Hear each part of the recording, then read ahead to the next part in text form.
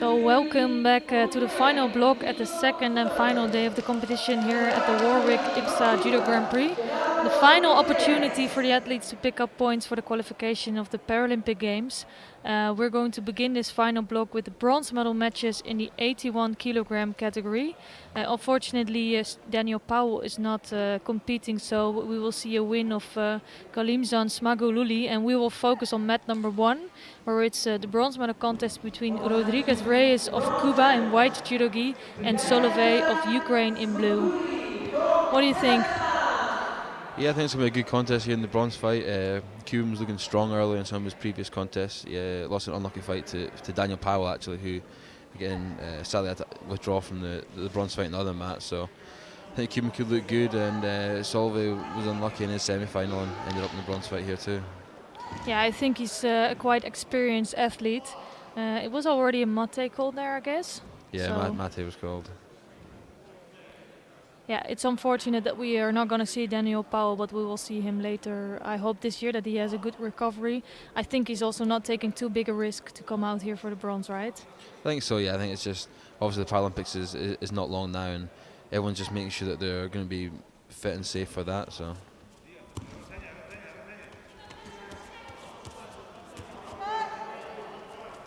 Yeah, I think here Solovey would be the favorite for the win here. He has really good results in the past, but the Cuban looked so strong today, so I'm not sure if that's gonna happen here. Yeah, we're about 30 seconds in, and Solvay's putting in a few good Sutenwaza attacks, so I think he is leading the contest just now in terms of pace and putting the big attacks in, but we'll see if the Cuban will come back. And wow, here you can see the strength. So it was a really good, strong attack from Solovey, but the Cuban just blocked it.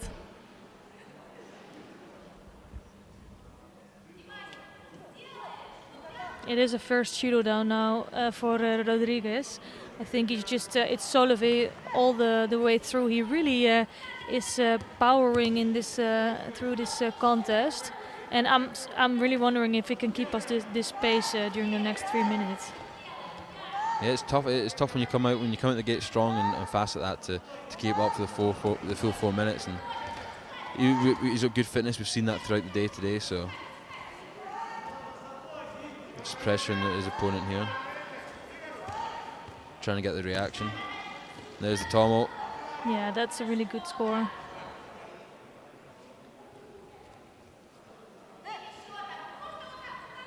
Didn't seem too keen to try some Niwaza there. No, I think he just wants to finish it in Tachiwaza.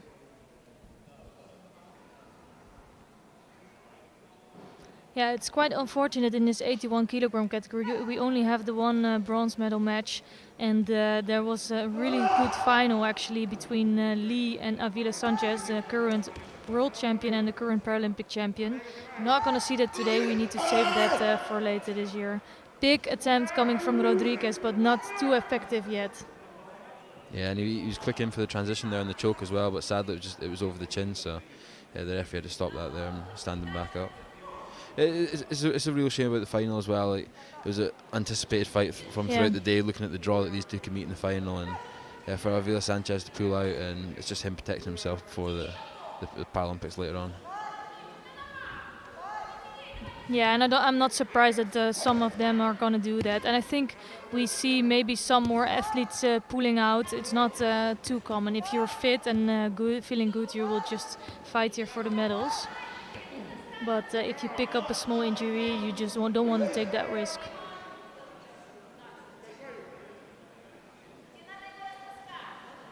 Let's see if Rodriguez can do something in Newaza. It doesn't look too technical, this last part, but still has a chance. It's one Wazari down against Solovey.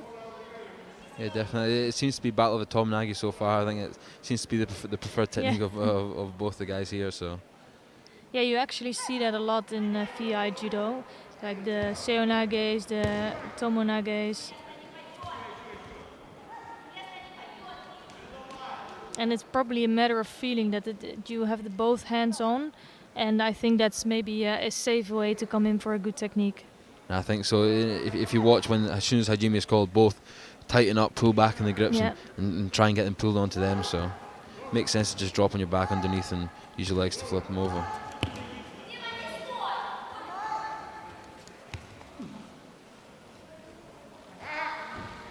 Actually, this was a good entrance from Solova. He just didn't really control that right arm of Rodriguez. That's why he couldn't really tip him over. But, well, good technique there.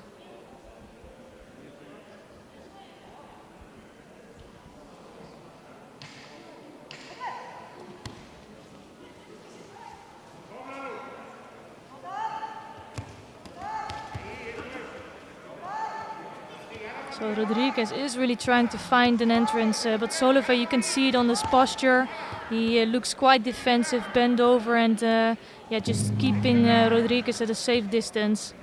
I think he will pick up a Shido for that somewhere this minute. He doesn't have a Shido on the board yet, so I think he's quite secure in doing that. Yeah, definitely. I think he can definitely afford to be tactical for this last minute. Like you said, no Shidos. He's a Wazari up, and he's not necessarily putting in any bad attacks to get the Shido for dropping, but he's wasting time, leading the grip, being defensive. Yeah, and actually, if Rodriguez is doing the same thing, he will also pick up a Shido, and it's not looking good for Rodriguez. So Solova is perfectly comfortable in doing this.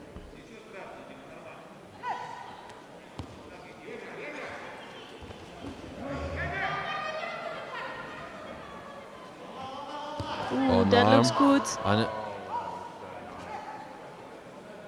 Not sure if the Rodriguez was stepping out here. Apparently the referee saw that. And really quick arm lock from Solova.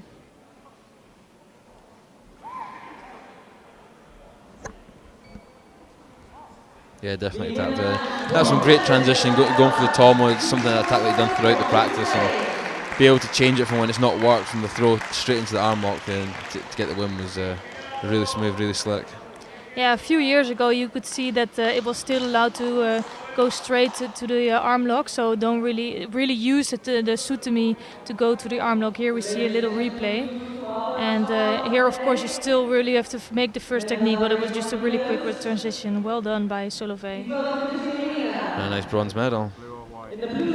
Yeah, so the final we will see him walking out on the mat area. Lee Jungmin, the current world champion. Just not going to see a match today, unfortunately. Yeah, really unfortunate, but hopefully it could be a good matchup that we see at the Paralympic Games in a month and a half time. Yeah, I'm really looking forward to that because it's going to be a really strong field there.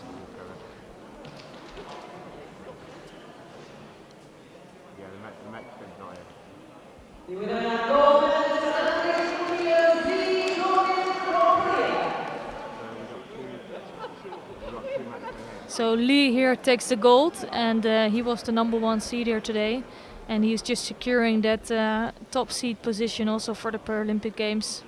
And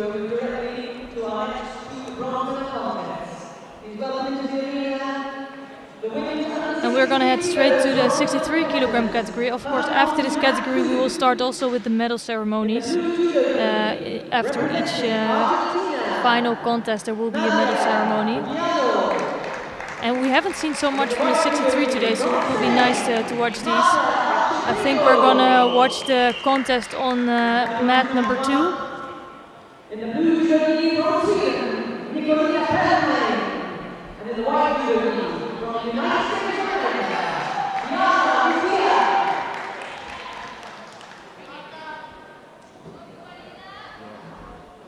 So we're seeing on the mat here Nadia Boggiano of Argentina in the blue judogi, and she will be facing Marta Arcepaño of Spain. Arcepaño picked up some 5th places in the last couple of tournaments, so she will really want this bronze medal in this competition. Spoke to the coach yesterday, and I think he already expected that she could fight for a medal today, so it will be really a good result for her.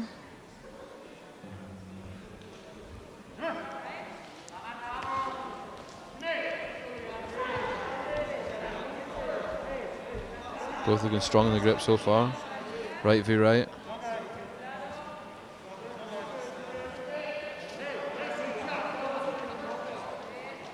Yeah, I think they're still finding out what the other one does. You know, they don't take big risks, and they will wait a little bit for the first attack. So it was a first attempt by Arsepagno, but not the best attempt, and almost being taken over. They almost rolled back there. I mean, she came in well, but just didn't really continue the drive or anything when she came in. So pretty dangerous when an opponent like Boggiano could counter backwards. Yeah, and Boggiano is now trying to work in Newaza, so it's bringing some problems to Arsepagno. I think Arsepagno is actually controlling that leg quite nicely. I don't think she will come out. So the referee now stopped the fight, and they will go back to their spot. I think Arsepagno is warned here that she cannot be so careless. She really needs to pay attention that she comes up with good techniques.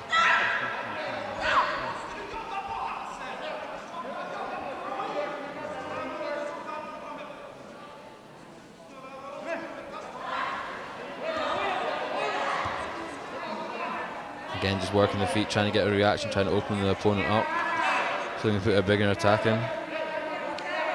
Yeah, you can tell that Boggiano has a good feeling for judo, and she's responding really well, and just hoping that she can come up with a good attack also. Oh, nice. Arsepagno that's completely throwing over Boggiano. A little bit too much rolling for not to be a nippon, but it was quite close there, I think. Nah, it was really good. The setup was great. Again, she was hitting that front foot. As soon as she got the reaction, she turned for the Harai Goshi and rolled it over for the score.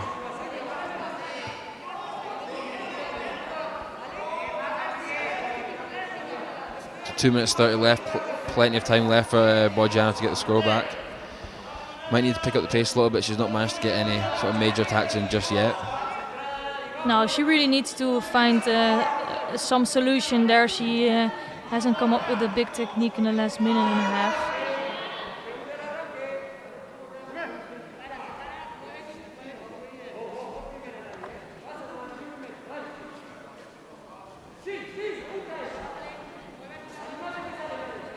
And it's another attempt from Arsepagno. It's her that comes up with the biggest techniques. But Boggiano has proven to be really dangerous in Newaza. Yeah, work to tie the arm off here. Yeah, and she just needs to free up that leg. It's close.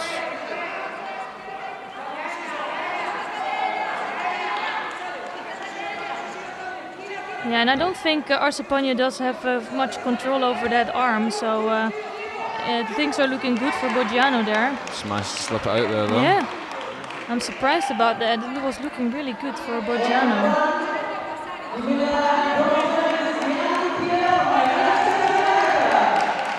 In the meantime, on mat number 1, Liana Muccia just beat Nicolina Pernheim. And Pernheim just came back after we haven't seen her in Baku, so we haven't seen her for quite a long time. She's one of the big ambassadors of the sport, also in Sweden. And it's an unfortunate 5th place for her, but a really good job by the United States of America picking up a bronze medal here.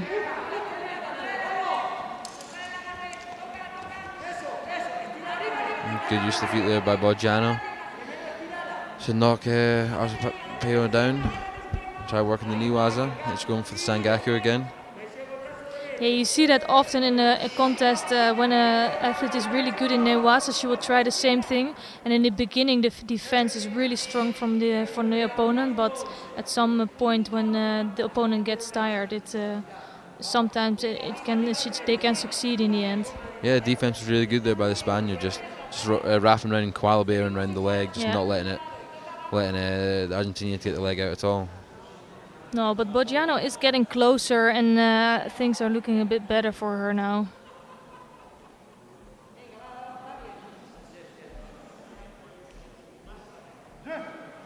Still plenty of time on the clock, 1 minute left.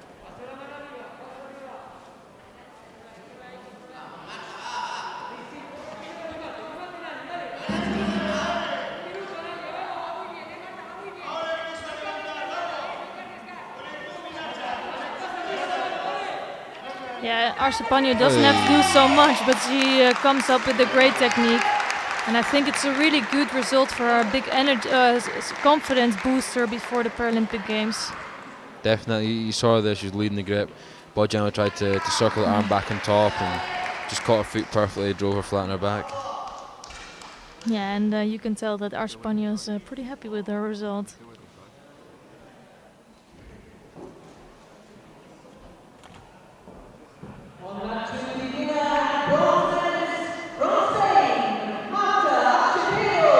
So a good bronze medal there for Spain.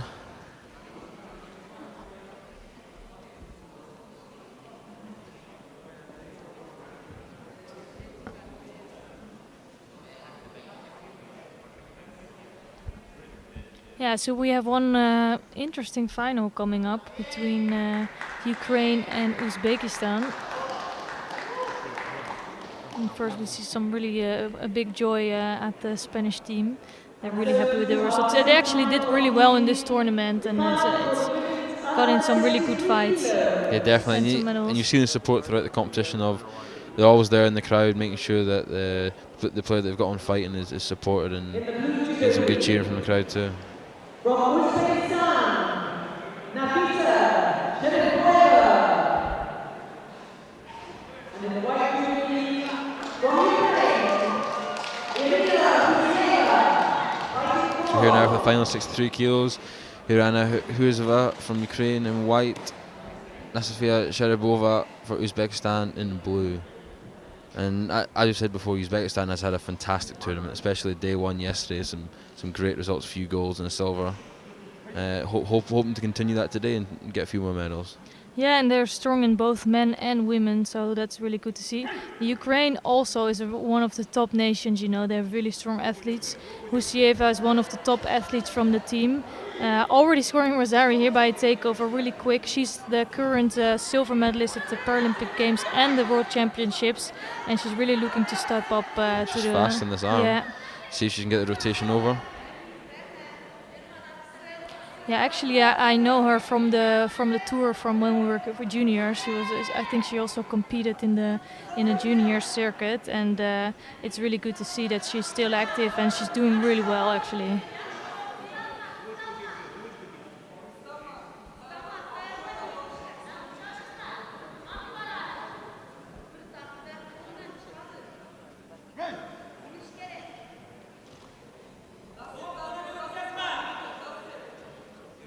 So strong gripping, you can tell there's a lot of power in that kumikata.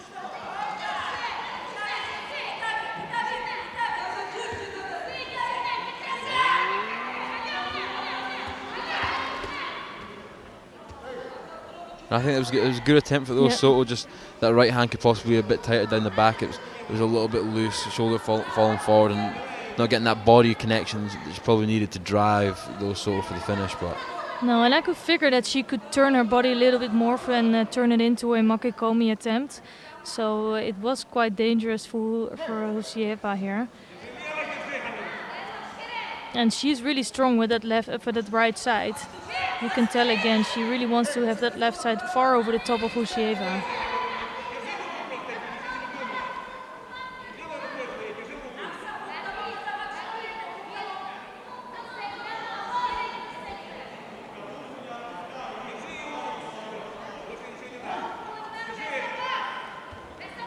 And again, throwing that right hand right over, and I think it's bothering Husieva a little bit. She doesn't really know how to counteract the gripping, to be honest. But it's so difficult to fight these athletes, you know, that are really strong on one side, only want to go over for that makikomi and that one-side attacks. For me, that was actually really difficult to fight always. I don't know about you, but it's hard. But then you look at us, sort of us on more the IGF tour, like we can stop the hand before it comes on. But here, especially in the VI judo, when they start on the grip, they've already got that first lever on. Yeah, it's true. And then that right hand just comes crashing down.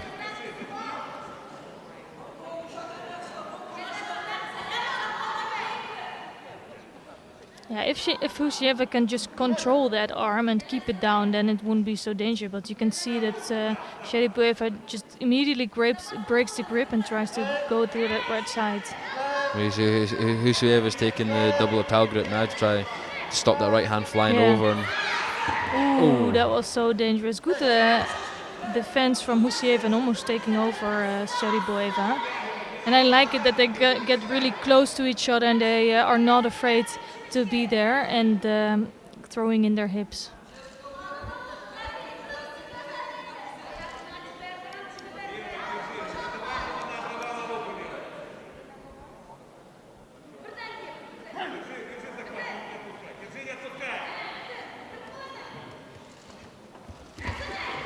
Really good attempt.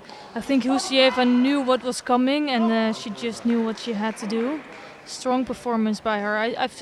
I think in Baku she was not as strong yet, and I think now she looked really good. Yeah, definitely. She was definitely ready for it that time, waiting for Sharapova to throw it right hand over, and then just got the counter perfectly.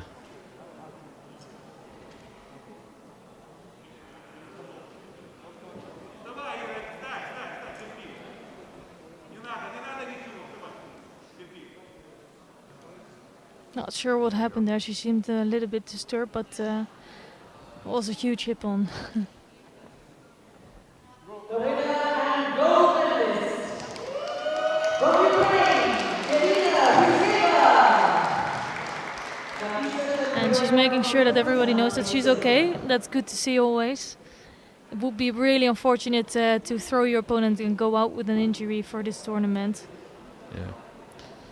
And now we're going to head over and do the medal ceremony for the men under 81 kilos.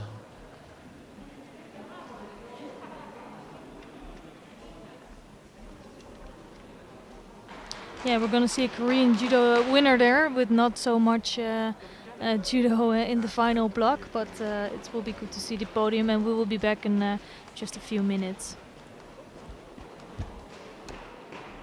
So we move now, ladies and gentlemen, to our first medal ceremony of the evening.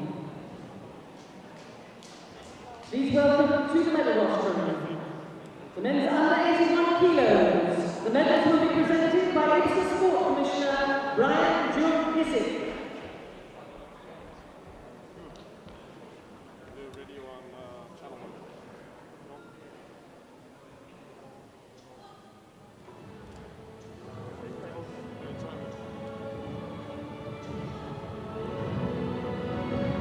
Our two bronze medalists from Kazakhstan, Galizan Smagululi, and from Ukraine, Dmytro Solovey.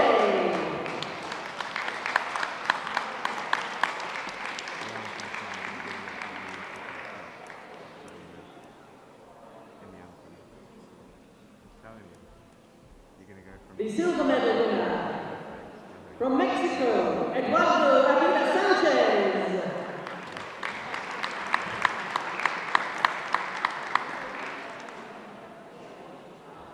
And the gold medal winner at 181 kilos from Korea, Lee Jong-min.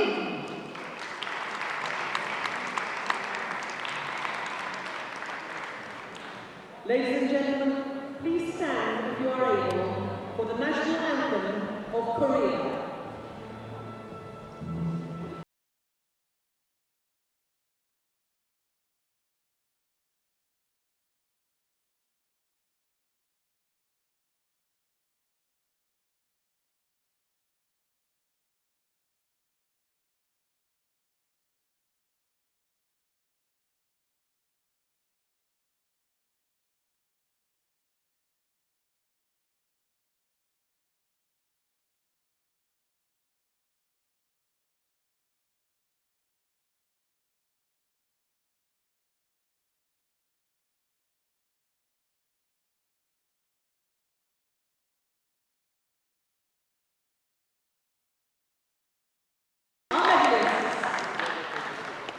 We now invite our VIP to have a family photo with the medalists.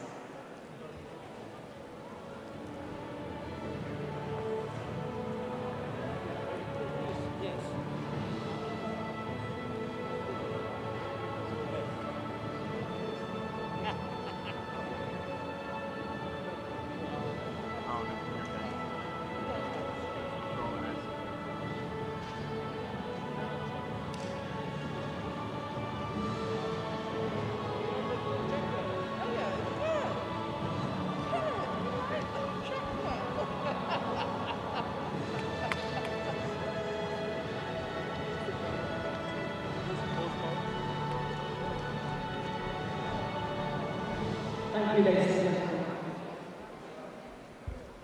So directly on to our next set of bronze medal contests. Please welcome into the arena the men's under 90 kilos fighters. Coming on to match 2 in the blue judo gi from Ukraine, Alexander Nazarenko. So we've got some really good contests coming up, and the world champion here is getting ready for a bronze medal fight. He had this really surprising loss against the Kazakh Amanzol, who we'll see in the final after this. Here in the white judo gi for this bronze medal match is Shukrat Boboyev of Uzbekistan. He's the bronze medalist of the last Paralympic Games. And we have Alexander Nazarenko, silver medalist of these same games and also the current world champion. So it should be a really good fight. Of course, on the other mat we have Cameron Bradley of Great Britain, and he's facing Elliot Stewart, also of Great Britain. So that's 2 teammates battling it out.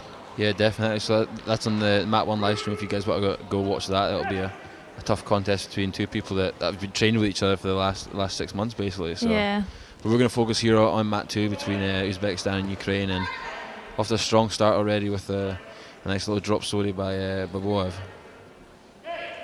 Yeah, this is going to be such an interesting contest, and it's for them both. It's a really good test for the Paralympics later this year, and for sure they know each other quite well. And Nazarenko, of course, has the best results, but doesn't say so much. With also Bobiev being a great athlete. Ooh, he was just missing out on that leg, I think, a little bit, Nazarenko, and almost taken over by Bobiev. Yeah, I thought that was a good attempt, but Baboev was strong, tried to turn it there, and Nazarenko was lucky not to get rolled. And I think Baboev may have got kicked in the private parts a little bit there.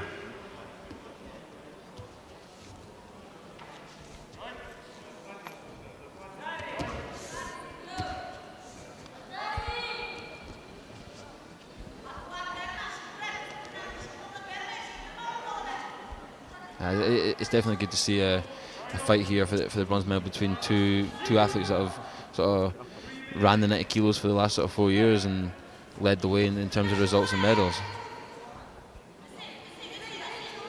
Yeah, and you can tell that they know each other, they know what they're doing, and it's Nazarenko is trying to find an entrance for a right Uchimata. I think he looks really strong here, but Bobiev not to be underestimated.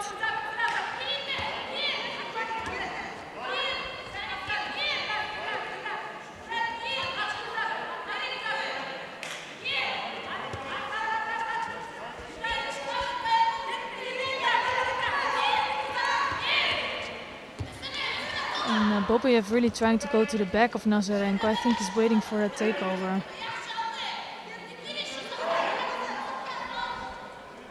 Yeah, you can see them both playing about the grips and not really gripping up. It could be a shiro here for both. That's Baboev with that's 2 shiros now for not gripping up, and definitely puts him on the back foot with 2 minutes 50 to go. Yeah, Can't that's make any really mistake. frustrating. Even after a little bit more than a minute, you're already on 2 shiros.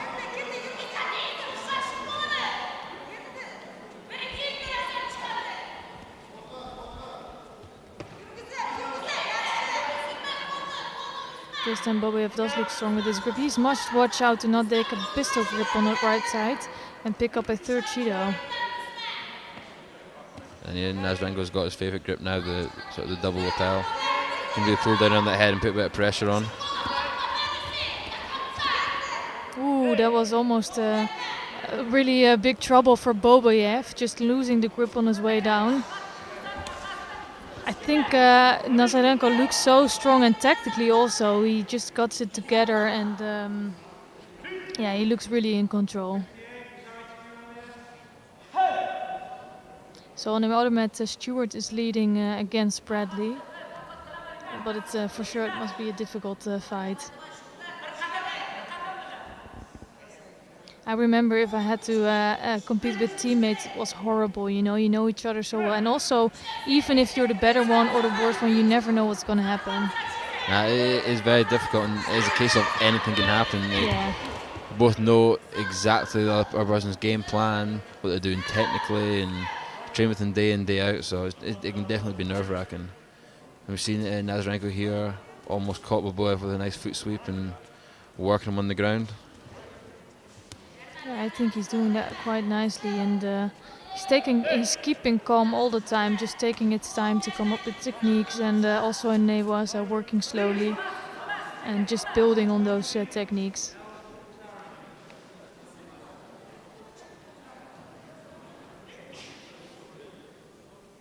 Yeah, definitely. I think Nazarenko can afford to play a bit more tactically here. He's 2 shidos up. He's not really been in too much danger, and he's generally been the one that's put a bit more of the positive attacks in. So just as they say that, Baboev with nice lats. You know, I was just gonna mention, you remember his last contest where Nazarenko was also behind at a certain point. So these tactics are really good if you're at the same pace or if you're even. But as soon as you're behind, that's a difficult, difficult point. Yeah, it was a beautiful setup and beautiful movement there with the lats. He got the pull down perfect and just caught Nazarenko off guard. Now he's got 1 minute 30 to get the score or force the third shido. Yeah, so it's really it's now starting to be really interesting. Boboev can really not afford to make a mistake, and Nazarenko will really try to search for a score here. Yeah, you can see him taking the hand on the back, and Baboev with the koshi. Yeah. Close to another score there. Baboev really picked up the last 30 seconds into going into the last minute of this contest.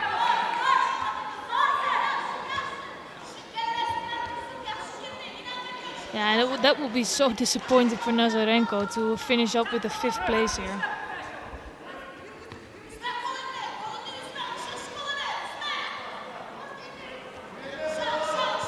And it's crazy though, because he looks so strong and so controlled, but 2 times he went over today, also just making a little mistake or just lacking of some concentration. And yeah, he will have to work on that. Not a really good attempt by Boboev. And that's the other bronze medal contest finished on mat 1 with Elliot Stewart winning by Wazari against his teammate Cameron Bradley. So a good bronze medal there for Elliot. And I think Bradley can also be very proud of his performance today, right? Yeah, I think so. It's his first time at a VI competition. He only just got classified just before this event, so coming in and I find as well as he has done today, he got a few good wins under his belt with some good throws, and he lost to a very experienced competitor in Elliot Stewart. So Nazarenko just picked up a shido. He's really struggling now. It's only 44 seconds left in his contest to come back. I think he still can do that. You know, he's proven to be very dangerous. But yeah, it's not going to be easy against Boboev. He was close again there. I think he really needs to close the space and he's trying to get that big hand up and on the inside and down the back to get close to Boboev. It's going to be very hard to throw him for a score when Boboev's keeping distance with that straight left arm. Yeah, you can tell that Boboev is with his left arm is really trying to keep Nazarenko at a distance. And that's not going to do it for Nazarenko. You see he's not interested in any Newaza anymore. Just wants to finish it off in Tachiwaza.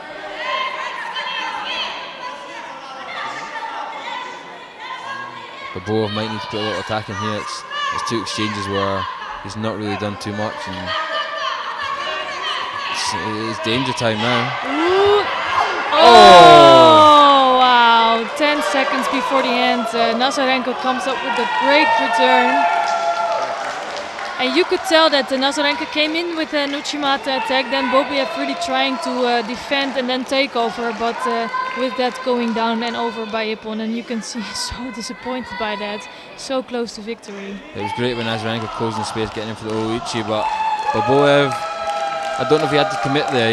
He could have moved about a little bit, but he thought, I'll commit, I'll try to get the counter here, and just end up getting caught there for the Ippon and ended up losing the fight. But for the majority of the fight, I thought Baboev fought it really well. I know he went 2 shidos down, but it was a great score in the middle. Yeah, it will be, even if these guys meet later this year, it will be a really good fight. But their bronze medal to Nazarenko from Ukraine.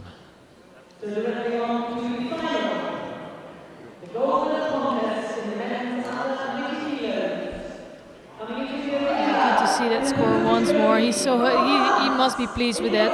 Also, I think it's good because he went over 2 times today. He has some things to work on. He's warned also. I think it will motivate him even more to train harder for the next games. I think we're in for a cracking final here between these two. Both fought very well today, beating great competitors to reach this final. Yeah, and we're going to see Zambota Amanzol of Kazakhstan. He's wearing the white judo gi here, beating the current world champion in his last contest. So he's already outdone himself, and he will be facing Helios Lachumania of France in blue. Also, Lachumania is showing to be really strong today. So these guys we haven't seen in the final so many times, but they're both really good athletes. And I'm curious to see who will win this one. Yeah, I think I'll watch out for the Frenchman. He had a great counter in the semi-final against Elliot Stewart, and we know the Kazakh likes to come in for Uchimazu and Haraigoshi, so it could be a little situation to watch out for.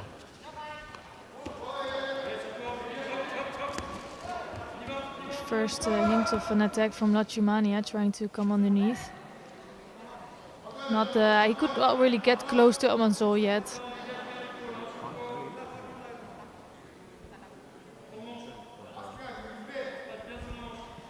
This was a really strong category today with the current world champion, also the bronze medal of the last Paralympic Games in there. We had Lasha Kizilashvili, who went out earlier today, but he's also one of the strong athletes in this category.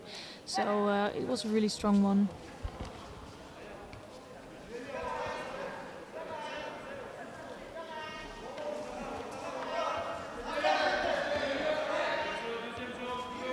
See Amanzol try to build that big right hand up, going down the back, try to close the space.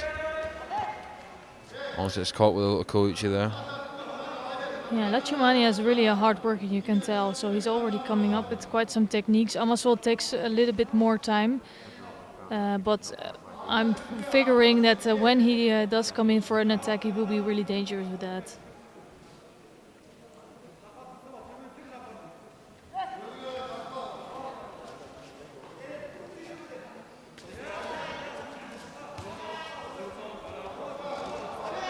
Lachumania has to make sure that he keeps out of this grip from Amanzol, the strong right-handed grip. That's really putting him under a lot of pressure. Yeah, definitely. I think Amanzol just reached a little bit too far down there and reached past the belt and got a Shiro for grabbing below the belt there, which is a little bit unfortunate. Like, it's hard to see when you're throwing that hand right the way over whether it's going to go below the belt or not.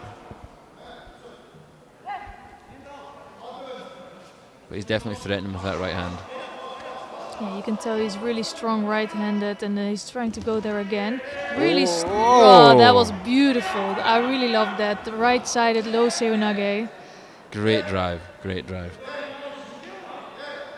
Yeah, it's a really complete judoka. You see him coming in from so many angles and with so many techniques. Yeah, we look at this whole fight. He's been going left, working the feet left, then turns it right and ends up getting the score. And sometimes it just takes a little change of direction, change of the side to go ahead in the fight. Yeah, and you see Lachumania always being around. You know, he always puts up really good fights, but sometimes he's just missing out of a medal. And for him, it's really good that he's fighting a final here.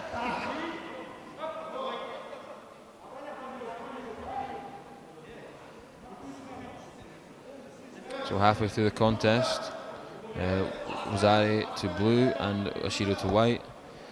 Still a lot of time left for Amanzol to get the score back.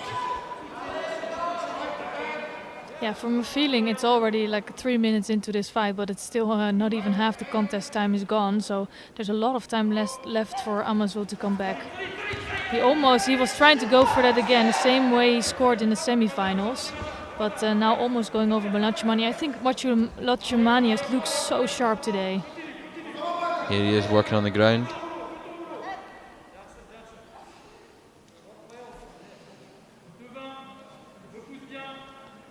But definitely, I think Amanzol's going to keep the pressure on with what he was doing there.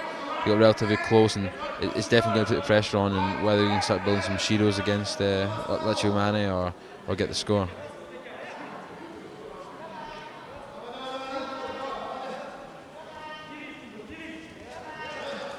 Oh, that was a poor attempt from Amazol, and it gives. I'm not sure why Lachumania doesn't take the time to work in Newaza here, but maybe he just didn't think it was the best angle to go in. But it could have given him some time. Especially with score up and 2 minutes left. If you can burn 15-20 seconds on the ground, then even better.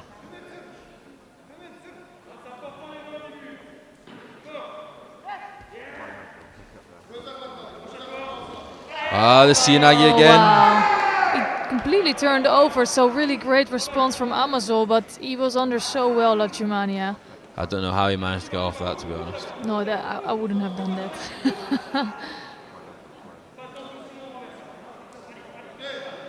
So this time he does choose to work in Newaza. Try to work on the arm, and as soon as that stopped, the referee will call him mete. I think the referees are just going to have a little second look at that attack and score and see if it was a bit of a bridge in action. Yeah, he really completely controlled that top half, so we might take another look at that second Wazawi score, but apparently enough of the back of Amazol touched the mat, so it was a second Wazawi for Lachumania, and I'm really impressed with this performance today. Definitely, it's a great win for him. Both scores with the Sianagi, he was so tight when he dropped in with the arm, had him latched onto his back, and the drive was spectacular. Yeah, really good result. Also, you know you have a good result when also the current world champion is there. You know it was a really strong field, and he just showed that he has great judo today. Yeah, I think here we could see that was a clear Wazawi in the end. And now we're heading to the medal podium for the medal ceremony for the under 63 women.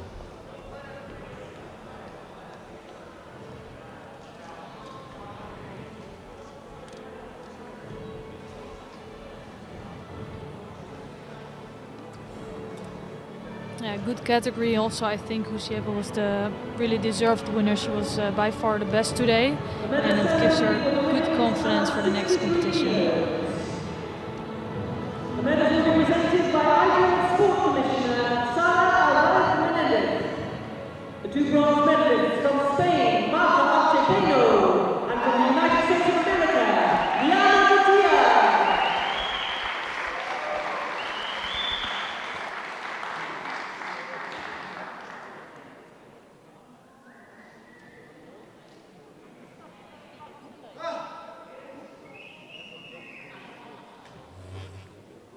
The silver medal winner from Uzbekistan, Nafisa Sheripoeva.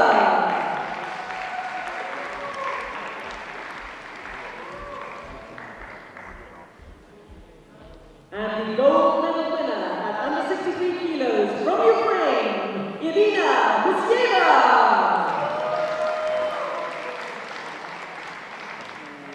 Ladies and gentlemen, please stand if you are able for the national anthem of Ukraine.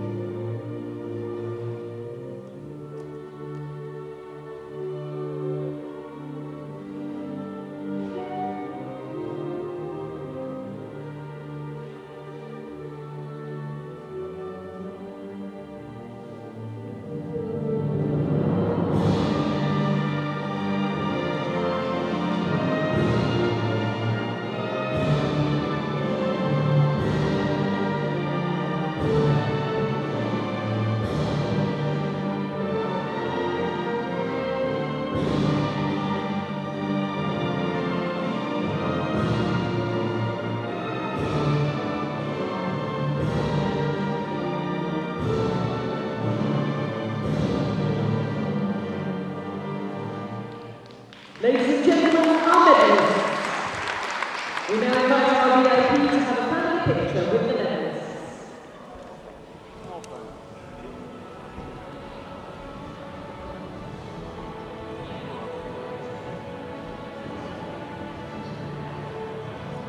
So nice family picture here. Always good to see. And we're gonna continue soon with the under 70 kilogram category, which is gonna be one of the best finals, I think. We haven't seen so much clashes between the top seeds that we expected, but in the 70 it will be the one that we expect. Maldonado and Ruvalcaba, current world champion against the current Paralympic champion, so that should be good. Oh, definitely. I think that's going to be. So it's a fight we've been looking forward to all day, to be honest. And Maldonado is looking absolutely fantastic today. And yeah. She's won her fight really convincingly, so I think she's definitely probably going to be the favourite going into this final. Yeah, if I look at the last few competition, also in what form Alana Maldonado is, for me she is the top seed as well, and she would be the favorite. Although they have a history of, I think Ruvalcaba beat Maldonado a little bit more. So yeah, it's just going to be a really interesting contest. We'll start with the two bronze medal fights. So mat 1, another stream, we've got Vasila Alabiova in blue from Uzbekistan and Lucia Breskovic from Croatia in white. And then on mat 2, where we have Ina Kardani from Georgia in blue and Michelle Jorgensen from Canada in white. And also we've seen Kaldani for sort of throughout the day, and she had some really good fights and was unlucky to lose that semi-final, and hopefully she can pick up and get the bronze medal. Yeah, Jorgensen from Canada, she's obviously very happy to fight here. She's already having a smile there. It's going to be difficult for her, I think, against somebody like Kaldani to beat her, but let's see what she can bring here.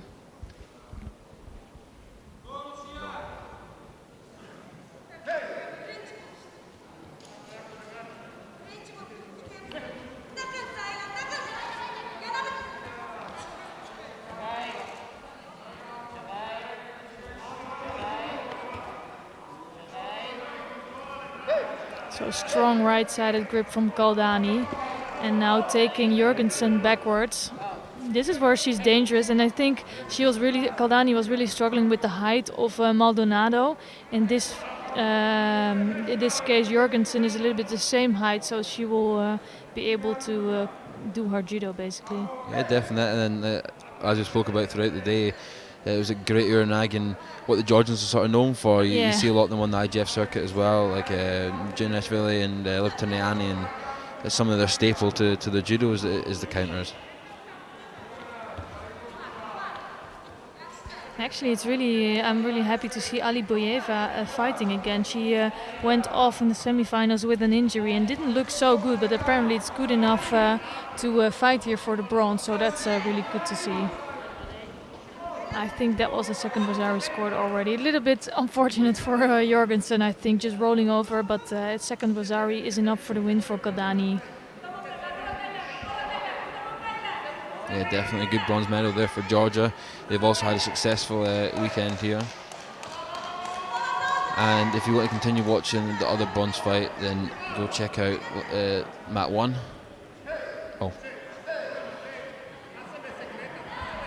Or never mind, you can stick here and you'll see it on the stream as well.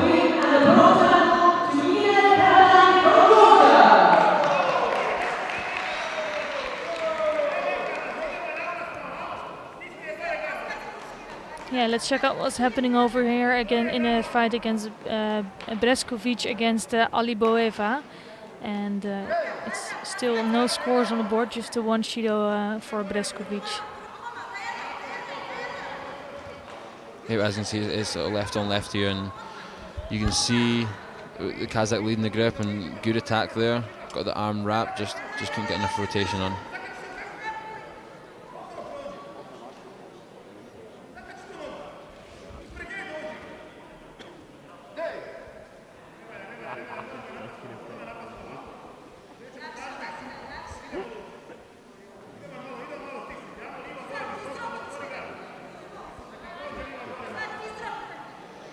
So about 2 minutes to go in the contest, and 1-0 here to Breskovic.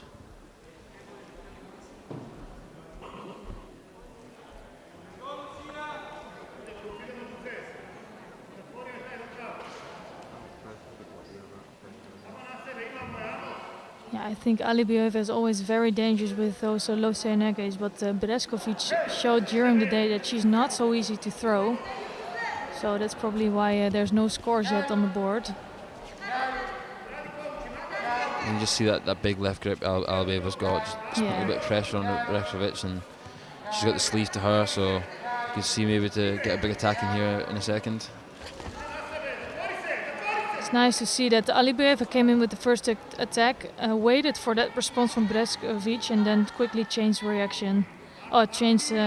direction. Working here for the single leg, she's tied off the top. Yeah. Getting the second leg free. I think this looks very good. She really controls the top half. She just needs to free up that leg to hold down Breskovic. And the foot's out. Got the hold down on, so she's going to need 20 seconds to get there upon. Yeah, and the thing is, we saw sometimes that they're not really controlling that top half, and that's what Alibeva did really well. She first made sure that she controlled the head of Breskovic, and after that she really tried to get out that leg. Yeah, done a great job using the jacket, tying off the shoulder.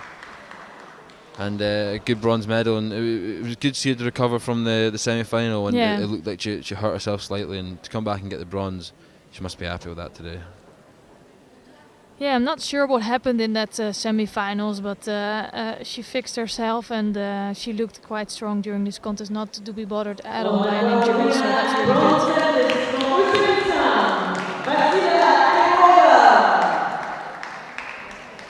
Yeah, so we will be switching back to mat number 2 for the final of today.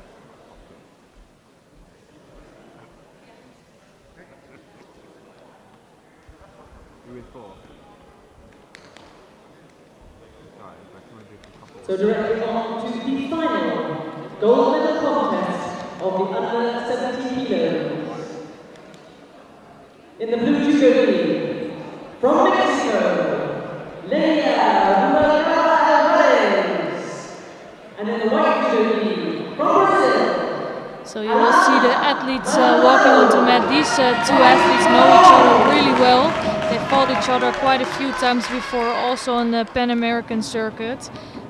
We're gonna see Alana Maldonado in white judogi. She's the current world champion. She's from Brazil, and she will be facing Lenia Fabiola Rubalcaba-Alvarez of Mexico, the current Paralympic champion in blue.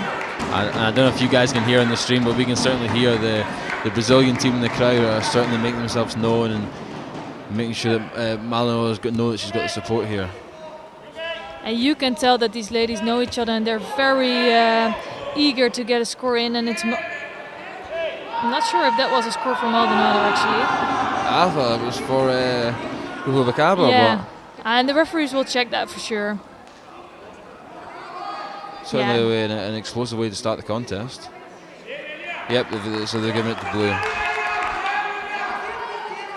That's a really positive start for Rubalcaba, already leading with the Vasari after 9 seconds in this contest.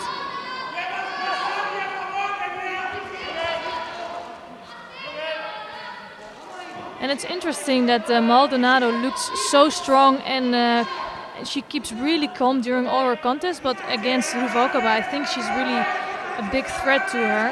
She's really has a lot of trouble with the Mexican. Definitely, she settled down a little bit in that exchange there with her left hand coming inside again, controlling the space and using her feet, pushing on a little bit more. Yeah, I think actually Maldonado against her other opponent, she looks more secure, and here, Rubalcaba is just really difficult opponent for her. You can imagine these two have met each other multiple times in a lot of these sort of top competitions, considering they're number 1 and 2 in the world. So yeah, that's a takeover. Yeah, really nice takeover, and look how quick she was making a transfer to Newaza. There's a fantastic prediction there that the Mexicans are coming for Uchimata. Got a grip, rolled her over for the score, and almost got the arm lock too. And all of a sudden we're back to all square. Yeah, you can tell that you can feel a little bit the tension in the venue. It's really nice. And we might as well be looking at a Paralympic final here.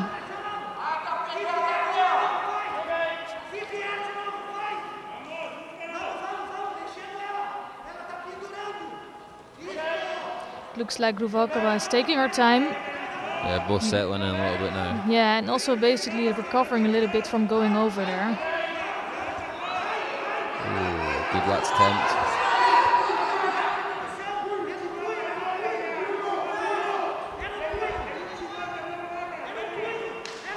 Maldonado searching for something on the ground, but I think just struggling to get a hand in, and she got the footing for the Sangaku now. Yeah, that's starting to look good. If she can get a hold of that arm and tip over Ruvalkova. That's some good defense there.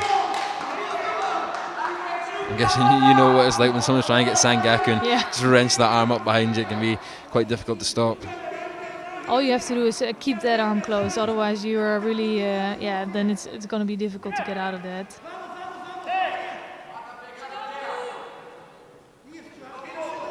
So Ruvalkova just picked up a first Shido for breaking the grip. It was difficult, a little bit harsh. It was within the first second of the contest, but it's the rules. If you're not giving up that left hand or the hand that's off it, you're going to get a penalty for it. Yeah, and actually she did that in the opening seconds of the contest as well, so I think it's maybe just piling up some really small mistakes and then in the end getting a Shido for it.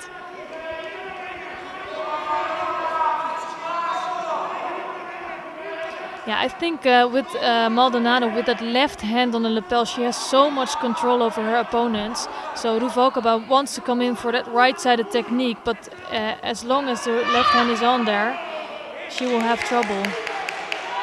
Close to losing out there, but again, as you said, that with Maldonado being on the inside, she's got all the leverage, she's got all the control, and the Mexican needs to find a way to either get her hand inside or snap that inside so she can close the space.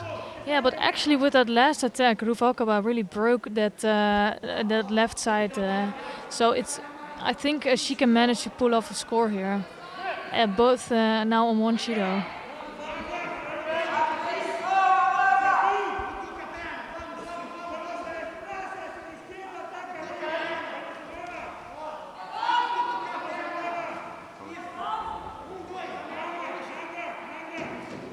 So both being really careful, waiting quite some time before coming in with a big technique. I think Maldonado she might be waiting for Ruvalkova to attack again.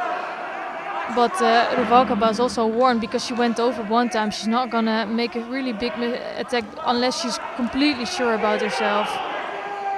Oh, and dangerous that, I mean. I think that's really the wrong timing for Maldonado to do that because it was the attack from Ruvalkova already. So you might as well pick up a Wazzari score for that, if there's enough control. So that's really not the best timing. You put yourself in a difficult position, then it's up to the referee's interpretation. Yeah. You don't fully get off the attack and throw yourself on your back. It's tempting fate a little bit. Yeah, she comes away with it, but you have to really watch out with those kind of techniques. You can really see Ruvalkova. So she's been dominating this last second half of the contest. Definitely attacks have been stronger, gripping's been a lot better.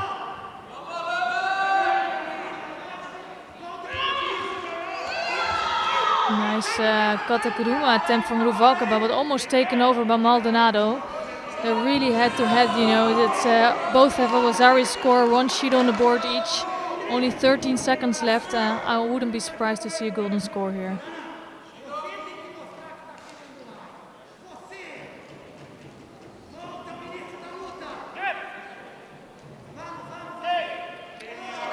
And it's unfortunate that Ruvalkova is really again breaking the grip.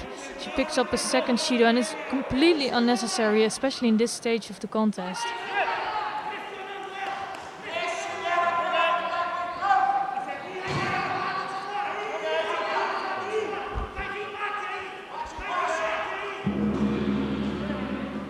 Yeah, and can you imagine losing on that Shido, Actually, it was 2 Shidos for her, just a grip mistake. It's the little things, and it's almost unnecessary Shidos that have now put her in a very difficult position, that she can't do any false attacks and needs to be very careful with the gripping again. And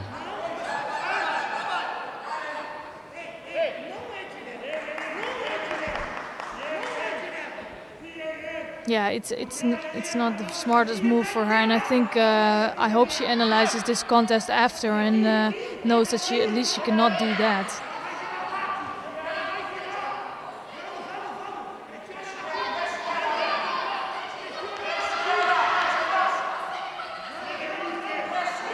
Maldonado trying to move her opponent around. It's not enough, it's not counting as an attack. She really needs to come in for a big technique. Oh, that's it. Wow, that's a really nice way to finish this contest. And Maldonado, the current world champion, is beaten. And you can see the tension, you know, coming off now. Ruvalcaba beating Maldonado once more. And it must be so frustrating because Maldonado is absolutely dominant in this weight category. She's only one like nemesis, and that's Ruvalcaba, and she beat her once again. Definitely, I think for me is the Mexicans just put in better, bigger attacks, and especially the second half of the contest and coming across there. Although Maldonado looked like she was leading the grip, she was just tapping the outside of her foot, and Ruvalcaba came across the big Haragoshi and managed to get the score. So. Yeah, and it all depends also for the Paralympic Games what's gonna happen, you know, because last World Championship Ruvalcaba lost, I think, from the Uzbek, so they didn't fight each other, and Ruvalcaba is the stronger one in this case. But definitely, it was a fantastic final. And we were looking forward to that all day, and it definitely paid off. Yeah, and I think it's really nice for Ruvalcaba. She's crying a little bit of tears of joy they are. And she had a very disappointing performance in Baku, and she really got herself together. I think she stayed in Baku to train there, and now going to Great Britain and win a gold medal here. Yeah, and now we're on the medal presentation for the under 90 kilos.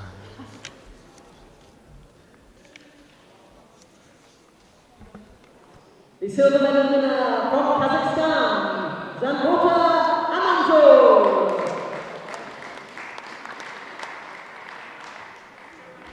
And the gold medal winner at under 90 kilos from France, Helios Natumanaya.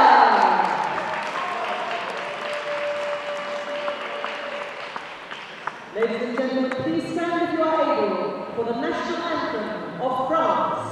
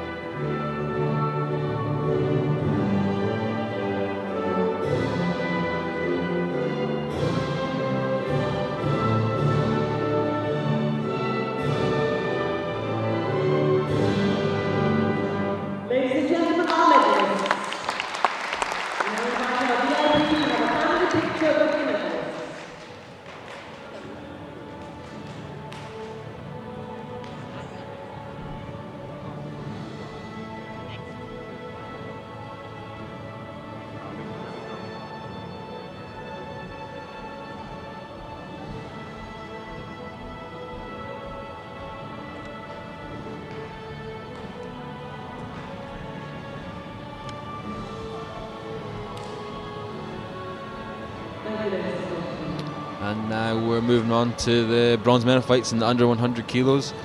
On mat 1 we've got Oliver Upman from Germany in white and Yerlin Konkiev from Kazakhstan in blue. And then our mat 2 we have Sharaf Khalilov from Uzbekistan in white and Christopher Skelly from Great Britain in blue. Yeah, Christopher Skelly had quite an upsetting loss earlier today.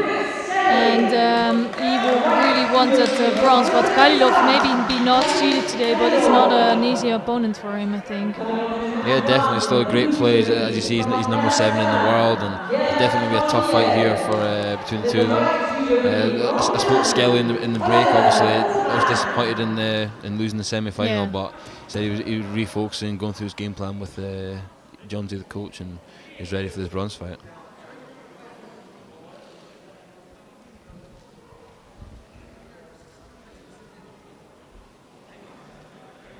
Yeah, and he's been so constant in his performance all the time, actually, and it might be really frustrating to lose then in your home at your home country, you know.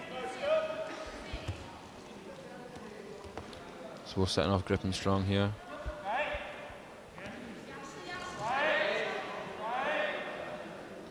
Both deciding to go for the double tricep grip, and a Tominagi attempt there by Skelly, but Kalilov stops it dead pretty well.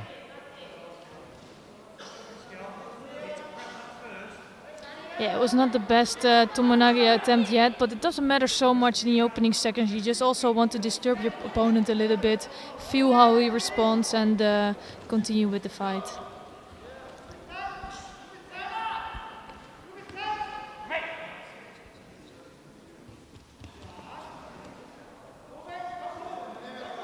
You can see that Uzbek trying to get it inside the target with his left hand, and yeah, I think Skelly is doing a tactical move by keeping that left hand down.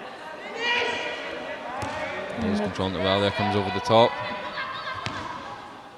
Just misses the Kochigak there. Yeah, I think he was in the right position.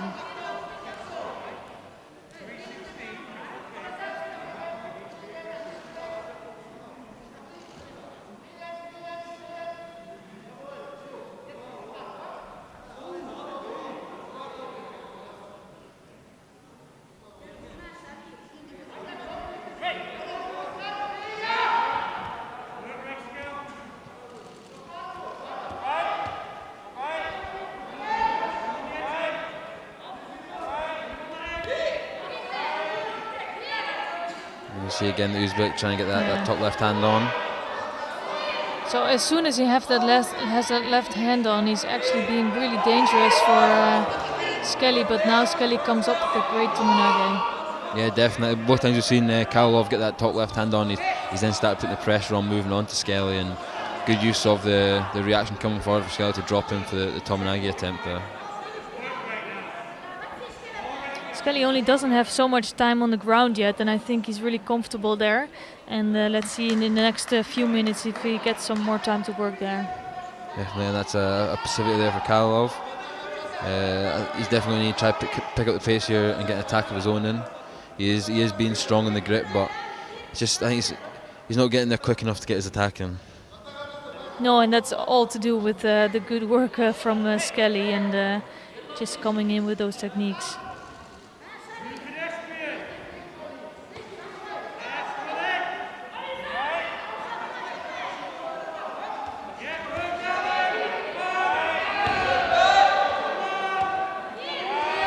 So Skelly needs to watch out a little bit with that right hand, pushing down the sleeve of Kalilov.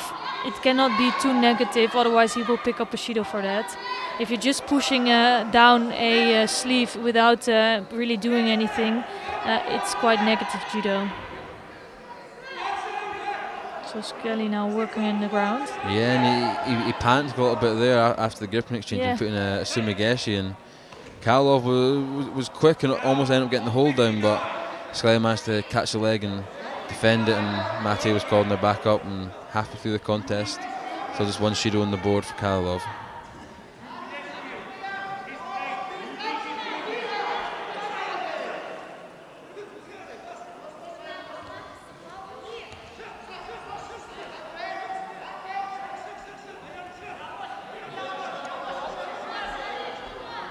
Yeah, it's a really good contest, and it's also a difficult tactical contest with Kalilov having such a strong grip. I think Skelly having the better attacks, but he's troubling with that arm. Now keeping it down again. Again, he cannot do it like that, I think, for too long. He needs to come up with an attack.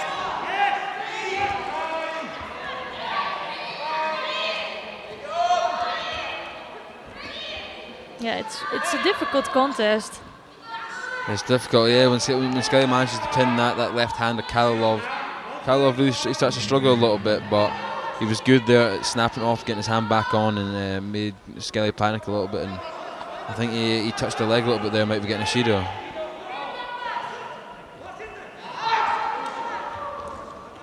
Yeah, first Shido on the board there for Skelly, and yeah, I think he's struggling not only with the grip but maybe also with the height, because Kalilov is quite small, so it's really hard to drop underneath with those Tominages or Seonages.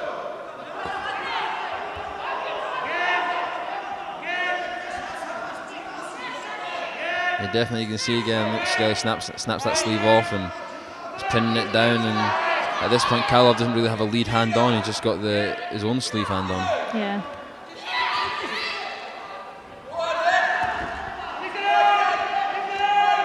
I was impressed with that because I don't think that was the right timing to come in with the Tumanage, but in the end he managed to lift off Kalilov.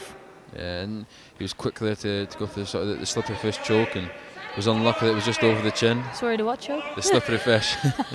I don't know the proper name. I don't think that's the proper name, but I think we all know what you mean at least. I'm sure someone will let us know on social media Yeah, that would be great, name. yeah.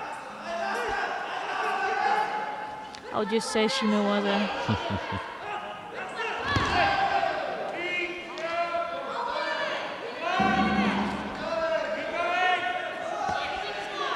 So the other contest on mat 1 is almost about going to golden score over there. It seems pretty even.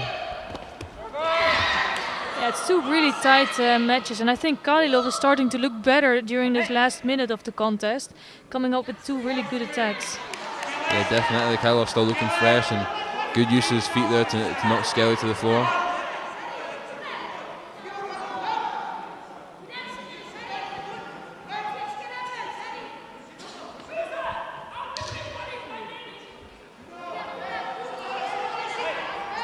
Yeah, it shows also how close they are together, you know, even though Skelly is the #1 seed and Kalilov is the #8 seed, I think, today, it's still not a big difference. Another Tumanage attempt there, but you can see Kalov's prepared. His hips are already down. He was in a squatting position just to stop the secondary drive from the legs coming. And you can see a hint of how good Skelly is in the ground and how quick he is with his transition, just too far outside the mat area.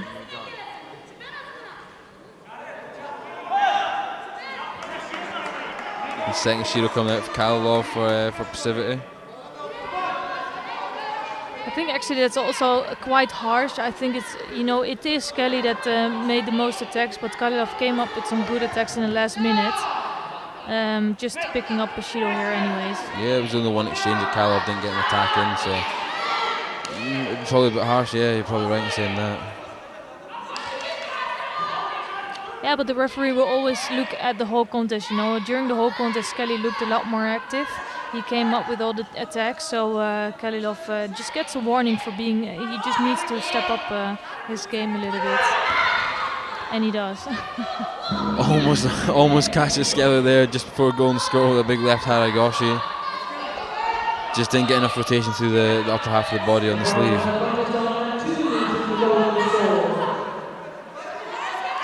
And we enter golden score. 2 Shidos for Kalilov, 1 Shido for Skelly. Yeah, it's a golden score on the other mat as well, already for 48 seconds. And really close matches here in the 100 kilogram category.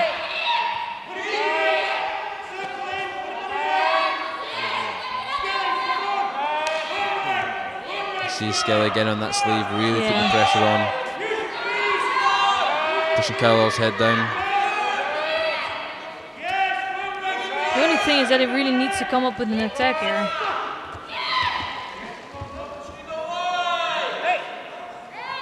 Kalilov tried to come round the waist there for a little Goshi attempt, but Skelly gets in there first with Sumigeshi. Yeah, and I think Kalilov starts to be a little bit frustrated with Skelly holding down his arm. This is definitely going to be an important exchange here. Kalilov definitely needs an attack in here. But again, that sleeve's pinned down and Kalilov's struggling to get back up. Oh, that's really unfortunate for him. And I think it just gives Skelly really a good position to work in Newaza here.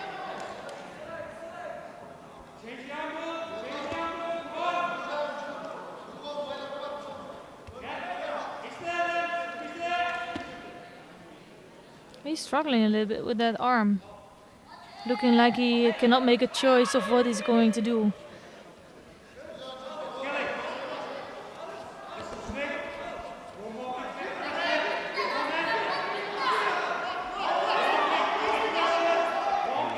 So Kaililov is a bit frustrated, but I think he just went down without doing anything, so he's in the risk of getting another penalty.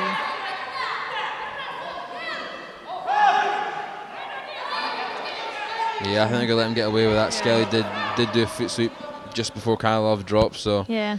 this is definitely Kailov's last chance, so he desperately needs an attack here, but if his sleeve gets pinned again, I think it's going to be a difficult position, and Oh, that's it. Really quick. Yeah, beautiful ending for this contest. Really great work from Skelly. And actually another bronze medal fight as well as a score. Yeah, I think Opman just scored a Wazari there. He's really pleased with that as well. But I think Skelly is warned, like he's only going to meet one of the two Uzbek in the Paralympic Games. I'm guessing it's going to be Aliyev, who he lost out to today.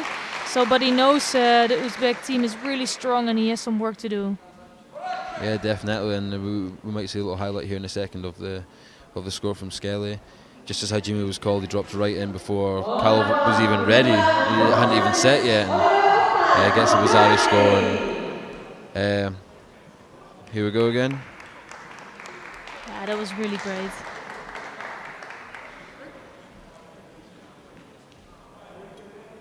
Actually, the timing of these the Tuminages were not great during the fight, but here he got it perfectly. Let's bring the fighters in, ladies and gentlemen, in the blue judo ring. So now we head to the final of the under 100 kilos. And we have Solomon Aliyev from Uzbekistan in white and Abdullah Kalini from Azerbaijan in blue.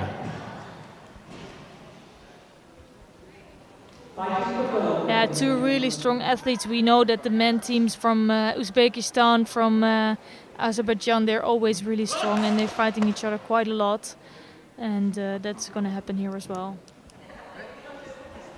Yeah, definitely. Also, we saw the Uzbek earlier today in his fight with Christopher Skelly, but we've not seen too much from the Azerbaijani today, so it'll be interesting to see how he deals with this final. Yeah, and it's really a surprising final. Both of these athletes were unseeded, and so I wouldn't have expected these in the final, but I know they're both really strong athletes. Quick start from Aliyev here.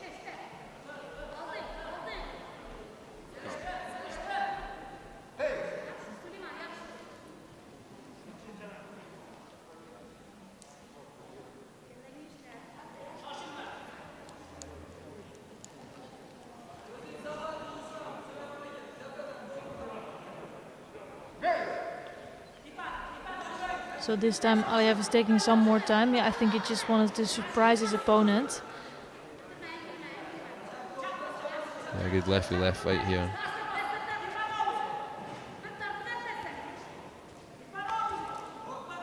You see the strength from Abdulakhani there on the high left grip behind the neck of Aliyev. Yeah, and Aliyev actually looks a little bit uncomfortable with that grip. So you see he's trying to find a better posture and a better way. But that left arm of Abdulakhani is not going anywhere. Almost take him over, really nice move. Great coach there, great catch, just couldn't get a little bit of rotation at the end there to get the score.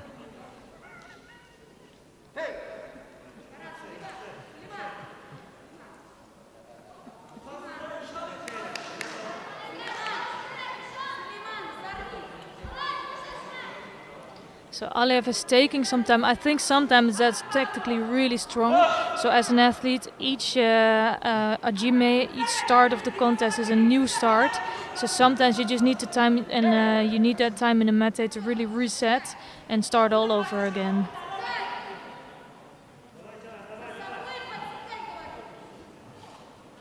So again, a strong left-sided grip from Abdulakhani.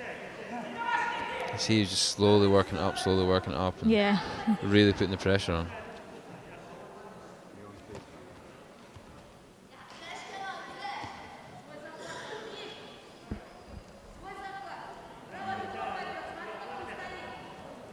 He's got the perfect grip now, let's see if he's going to use it.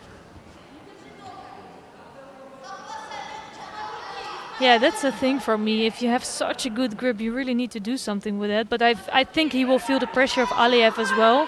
And Aliyev is just waiting for that attack and will try to take over. You can see that with the right hand trying to go to the back of Abdulakanli.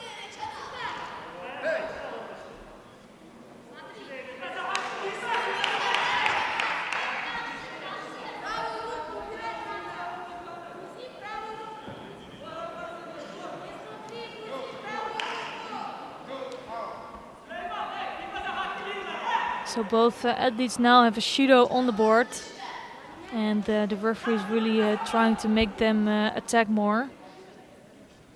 I don't think we've seen really big attacks yet, except for the only one coming from Abdulakanli. Yeah, nothing yet. Both have just sort of majorly done foot sweeps, no real massive hip movements or anything yet, but still time left to go. Both are getting quite close here. Yeah. I think that was the safest option for Abdulakanli, just to come in with a Sutamiwaza. For me, it was not the best. Like, it's just sometimes you expect really some fireworks, and then this happens. I was expecting a little belly-to-belly suplex or something there, but sometimes it's better just taking, as you say, the Sutamiwaza, resetting, starting the grip and exchange again. So second shield on the board now for Aliyev.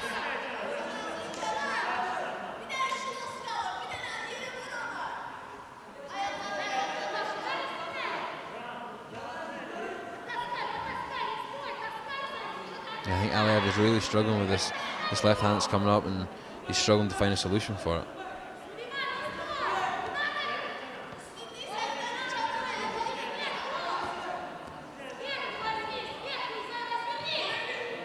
Yeah, but again, like Abdulakanli is not really doing anything with that grip. So as long as they're doing this, the good thing for him, he only has the one Shido on the board. So as long as nothing happens and they both pick up a Shido, he will take the win.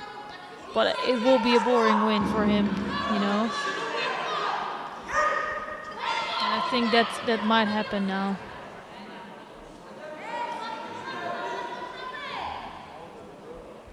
Yes, we're in the final minute of this fight.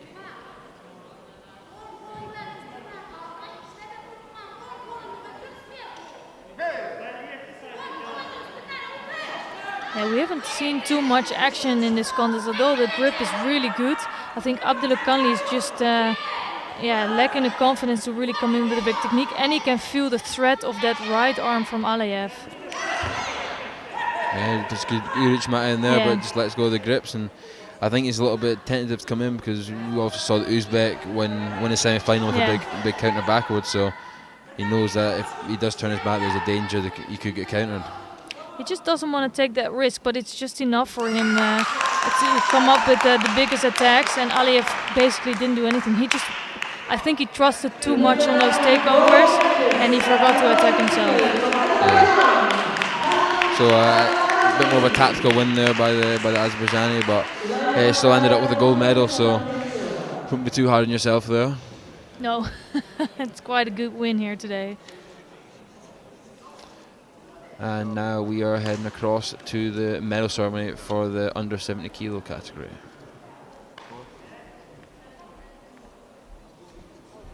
Yeah, we have two more weight categories to bring to you. It's the over 100 and over 70 kilogram category. And of course we're hoping for some last good fights here today. 70 kilos. The medals will be presented by International Judo Federation Sports Commissioner the two bronze medalists from Georgia, Ina Kandani, and from Uzbekistan, Vasila Aliboyev.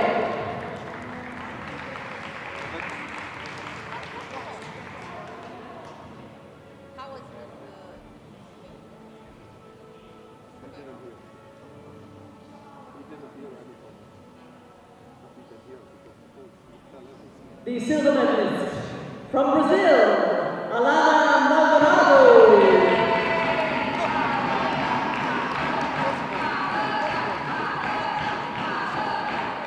And the gold medal winner at under 70 kilos from Mexico, Lydia Rubalcaba.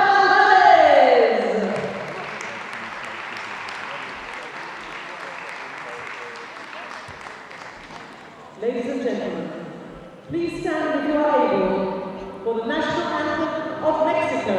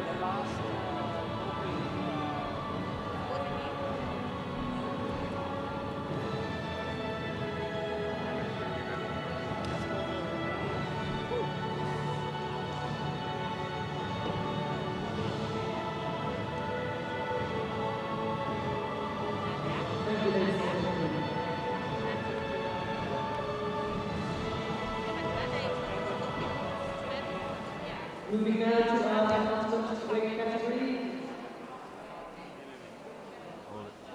We welcome into the arena the bronze medal fighters in the women's over 70 kilos.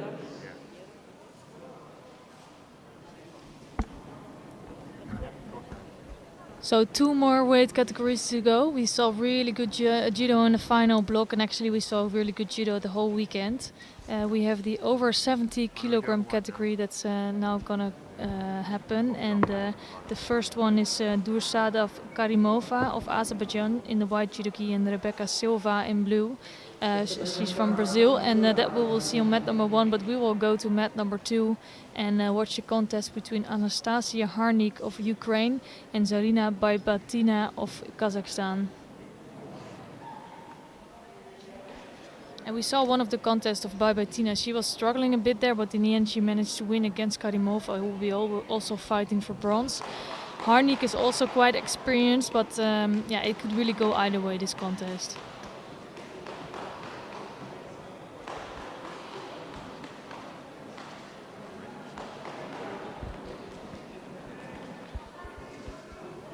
Yeah, I think we're just waiting for some people the referees to guide the athletes out to the mat area.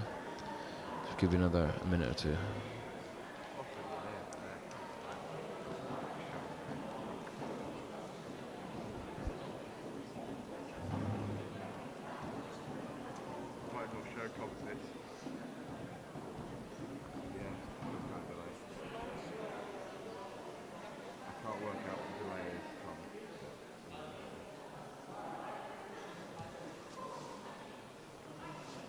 Yeah, they're taking some time to prepare their athletes, just checking out if everything is in order.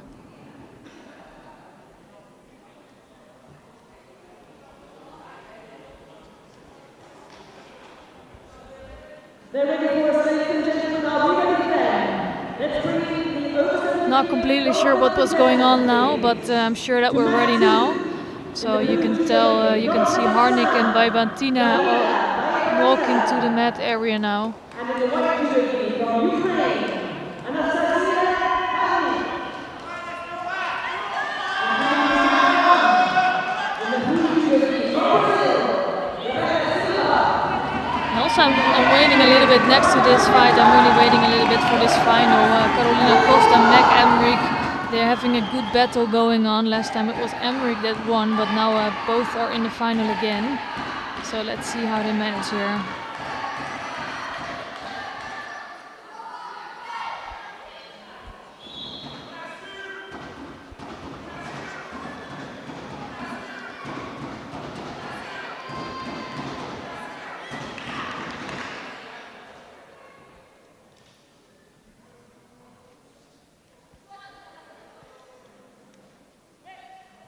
Here we go, strong start from Harnik there. Yeah, she is a really strong athlete, and Baybatina actually had a little advantage in the last fight we saw against Karimova. Here that's not the case, because I think they're both quite tall and they're a little bit the same height. And Harnik is moving Baybatina around a lot.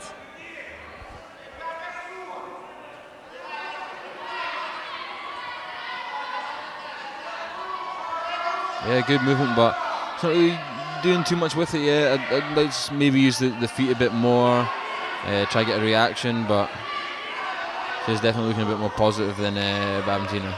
Yeah, she's looking a lot more positive. Doesn't come up with great attacks yet. I think she's just trying to find an entrance still. And the Shido now is only going to go to Baybatina. It is true that Harnik looks a lot more positive, but if you look strictly to the rules, actually, it's also Harnik that really didn't attack.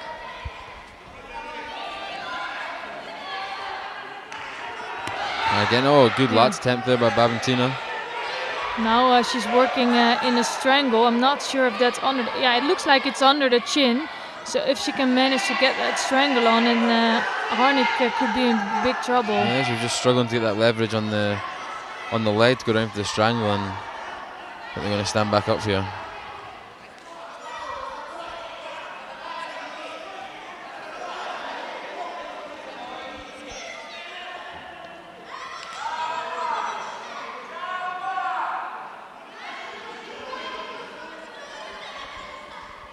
So a minute into the contest, just one Shido on the board to Babantina. Yeah, Harnik looks really active, but it's Babantina who came up with a really good technique.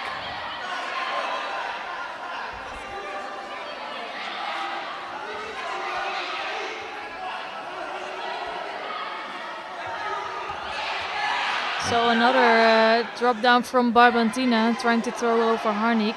She doesn't really prepare her attack, so it's Harnik that's moving around Babantina. And I think as long as that happens, she won't get the score.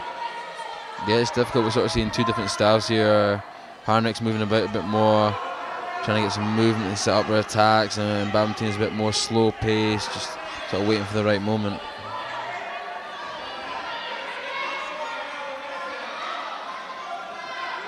Yeah, and I'm just waiting for Harnik to really come in for an entrance. We haven't seen that yet, and she needs to start doing that in order to not get a Shido.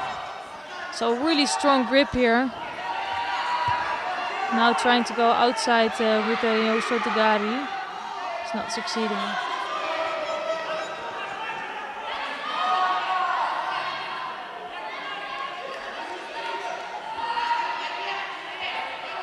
Yeah, and she had the dominant grip there when she came on up high with that right hand, but she didn't take advantage of it really. No, and I think, I hope she felt that was a really strong grip, that right side away out of the back, and I think so, because she's trying to do that again.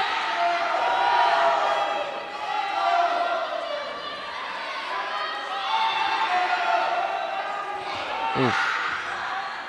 It's always really good to see that of course the referee will say from the center, they will say to or shout a little bit to the athletes that they're on the board of the mat, and you can tell that they're really trying to turn backwards and turn back inside the mat area. So it's going to be a Shido now on the board for Harnik.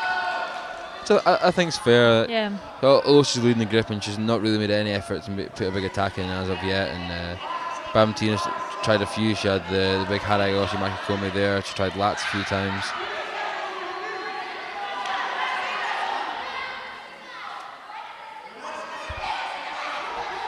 So this time it is Babantina that has a better grip. Ooh, almost taken over by Harnik. I think it was a nice move from Babantina, but there was just too much space between her and her opponent. So she left some opportunity there for Harnik to take her over. Yeah, it was almost like she just came for an Uchikomi rather than going for the throw.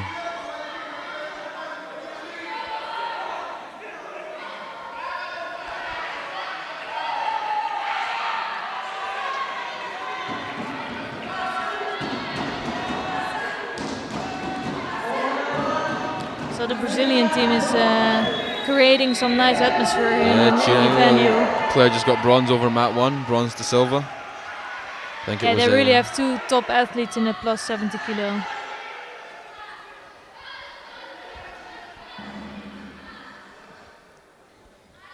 We're in the last minute on our fight here, mat 2 between Harnik and Babantina.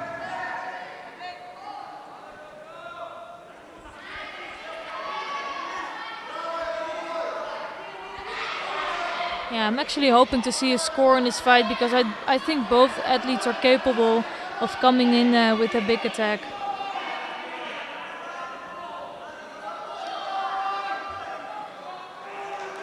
So Harnik now picking up her second Shido, and it's unfortunate she's trying so hard. Just isn't able to come up with a big attack.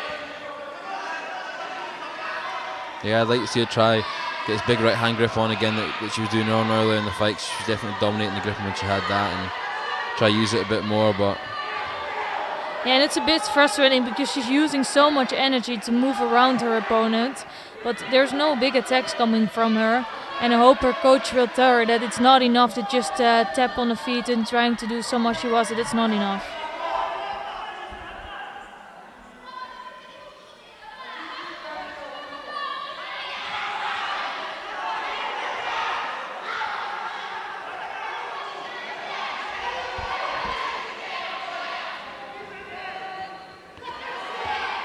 And it's another attack from Babantina. She's the one that's been attacking during the contest, while Harnik looks maybe a little bit more positive with moving around her opponent. Yeah, but I think the referee is looking for the person who's putting in the biggest attacks in, and Yeah. it's a few times Bamtina's almost caught Harnick.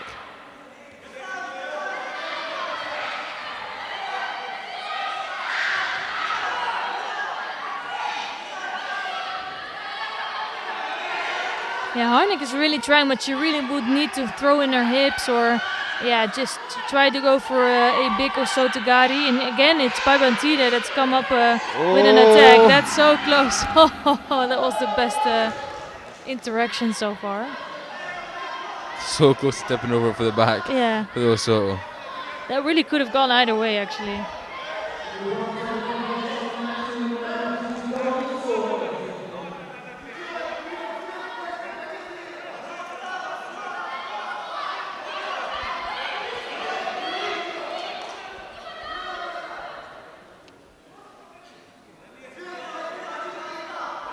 And now we're into golden score. 2 Shiros for the Ukrainian, 1 for the Kazakhstan.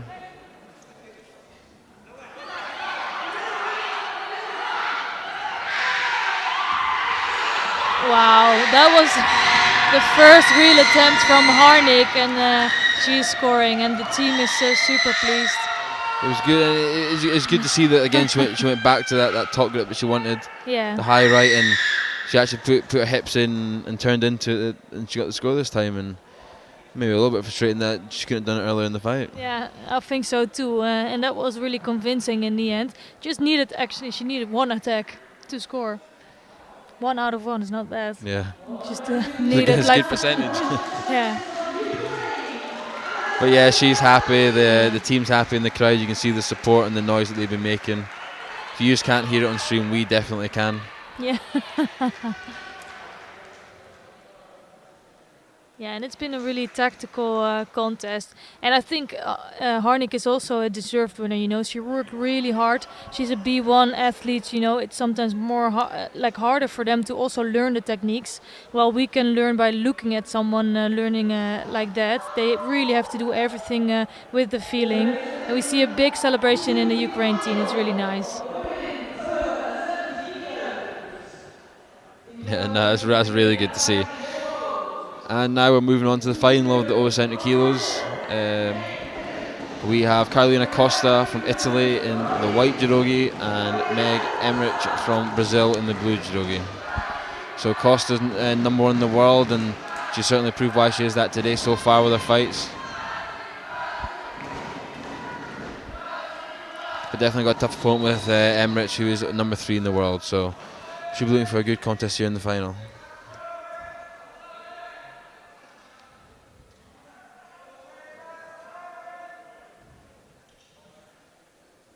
Yeah, for sure this will be really good. They're both the bronze medalists of the last World Championships. What about that? So I think they will be one of the top favorites, both of them. They will be top favorites at the Paralympic Games, at least for a medal. And you can see that Costa is really the heavier athlete here. But Emmerich has great judo, and she beat Costa last time.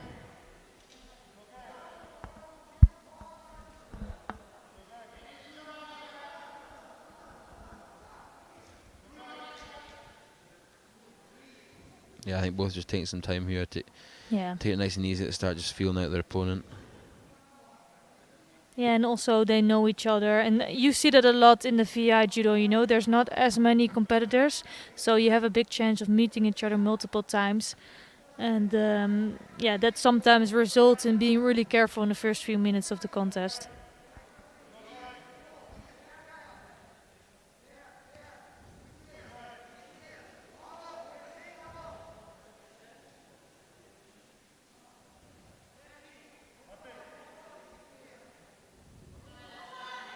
Yeah, I think both athletes could get a lot of warning here for not doing too much.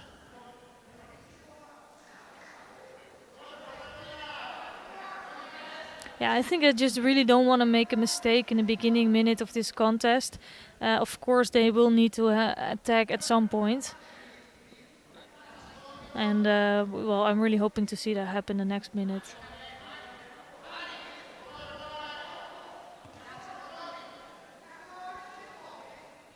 So yeah, I'm trying to get some movement, trying to get a little reaction out of Costa. Yeah, and Costa's always waiting quite long in all of her fights, and but when she comes in for an attack, they're always really dangerous, and Emmerich will also know that.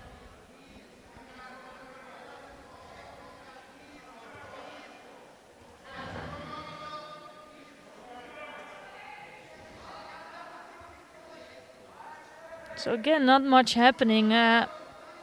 For me, it could be a warning for each judoka again. Both Shidos, two Shidos, but it's not so good for the contest, I think. Yeah, and we've seen instances before, although very few instances, where both athletes can get Shidoed out and disqualified from the competition. And well, I don't know what would happen in the final. I think they both get silver if that happened. But and it's just not the best, because if you know you already 2 minutes in, you haven't done any attack. As soon as one of them will make an attack, it's an Shido for the other one. I think. Yeah, here it's apparently Emmerich was blocking out her opponent a little bit too much, so it didn't give any opportunity for Costa to come in with an attack, but she did that in a negative way. That's why she's picking up his second Shido.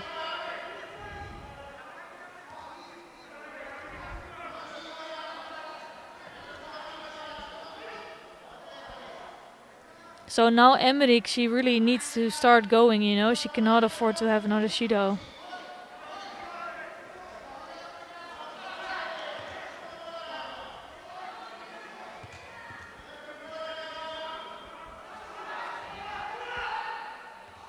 I think this is the longest contest, like the longest time without an attack during the day. yeah. I really hope that they will come in for an attack.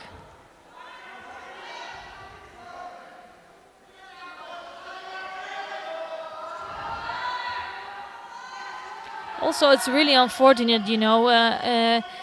There's a good chance that they will both pick up a Shido. Now it's Emmerich finally that's trying to come with something.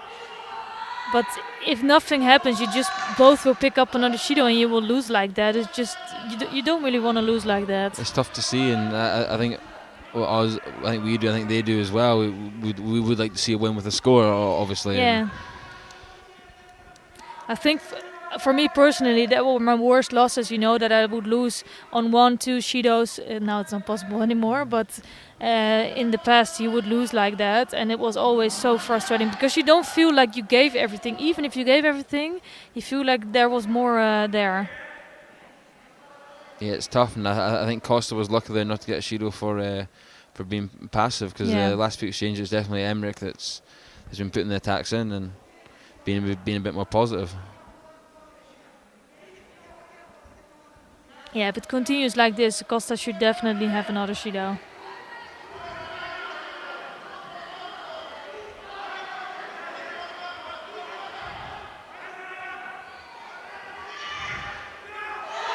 Yeah, and that's going to be... I think that's also a little bit the weight difference, you know.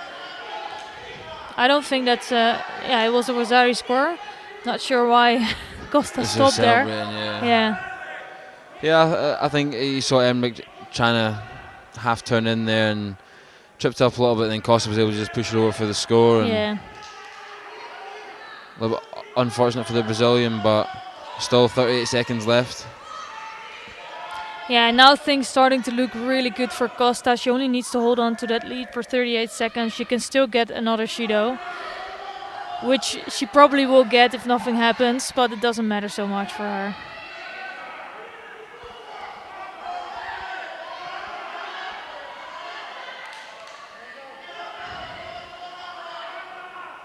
So Emmerich really needs to go, you know, it's only 20 seconds left on the clock.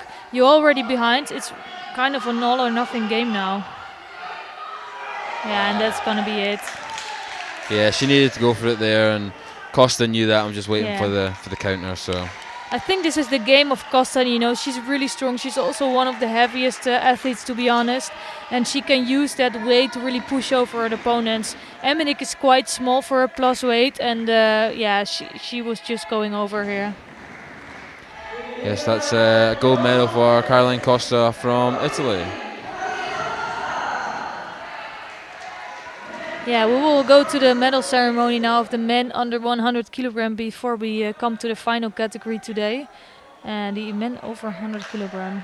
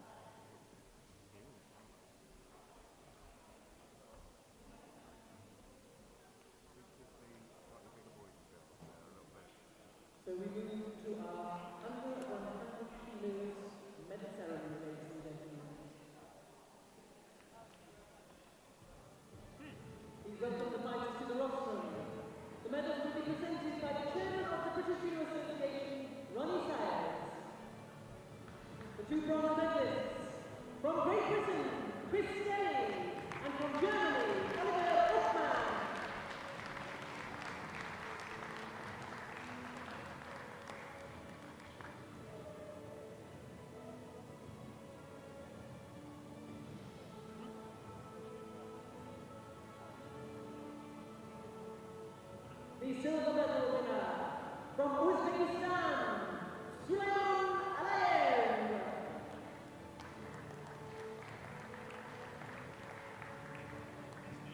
And the gold medal winner under 100 kilos from Azerbaijan, Kanan Abdulakhani.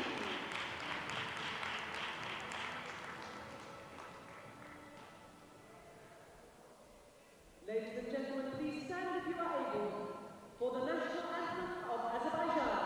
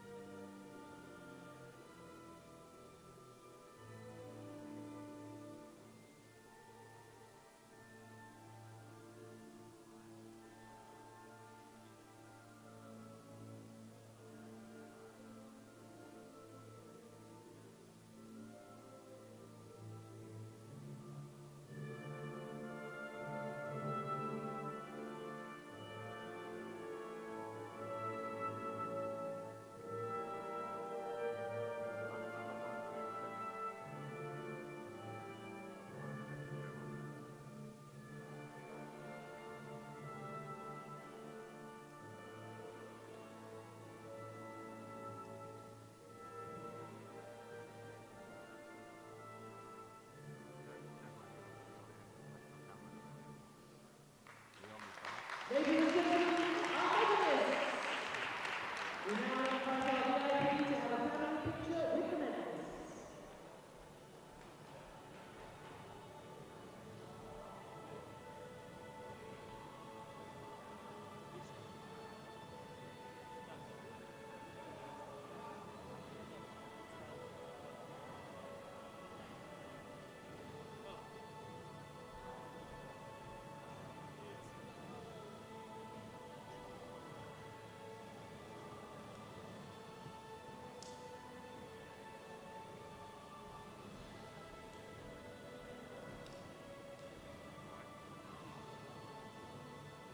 I thought you fell off then. It was basically broke it. Thank you, ladies and gentlemen.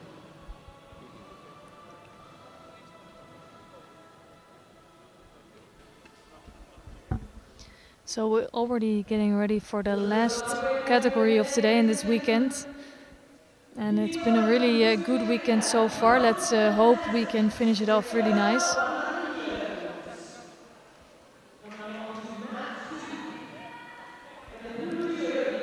So on mat number 1 we're going to see Theodore Suba of Jamaica in the white judo gi against current Paralympic champion Choi Gwang-gyun of Korea.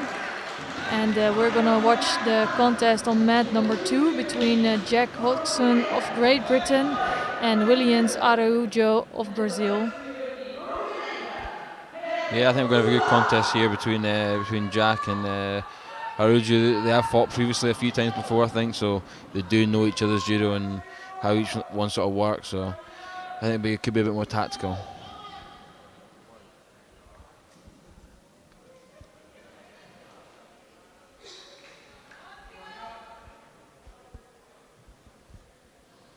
Yeah, let's see how this turns out. And I think Oxen had quite a tough draw actually, because he lost his fight against Fernandez Sastre, who's in the final. And if he would have won that, he would have faced Choi. So not an easy run, but he finds himself here for the bronze medal match. It's really good. Yeah, Jack comes over with a big left deep grip. Yeah. The pressure getting put on by the Brazilian. You could really tell that the Brazilian was waiting for that, for Hodgson to come in and try to take over.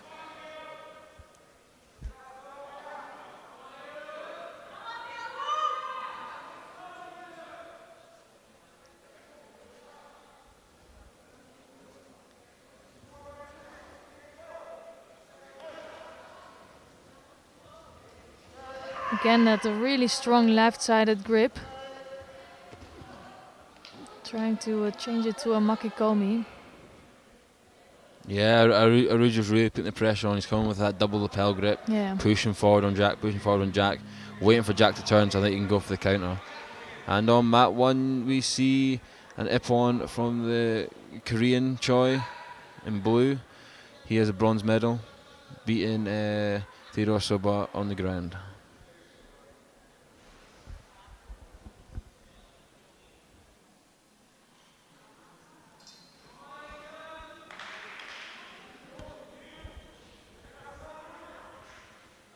Yeah, I think it's a really good win for him. In a newer weight category, he moved up from the hundreds after the last Paralympic Games, which is already 5 years ago. So not so new, but good win for him here today. And let's see who can win this contest. Nice left makikomi. Also losing the grip. It's tough against Araujo. Araujo, I think, is really quick with his response every time to Hodgson.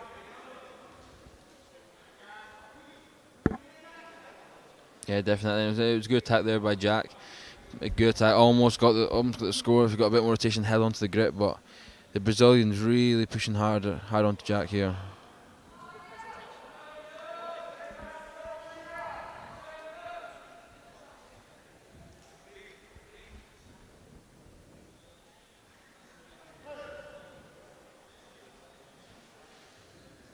So if that's not changing, that's for sure gonna be a Shido.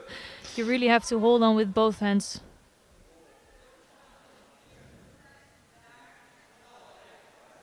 I think the referee is gonna let that one go. I'm surprised. Both athletes just had one hand on, and neither were wanting to commit with the second hand there. I think they both got away lucky there, to be honest.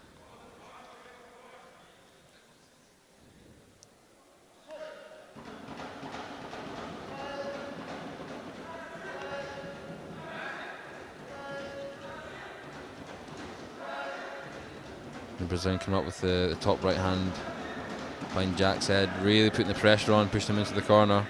Yeah, really, Araujo is putting a lot of pressure on Hodgson.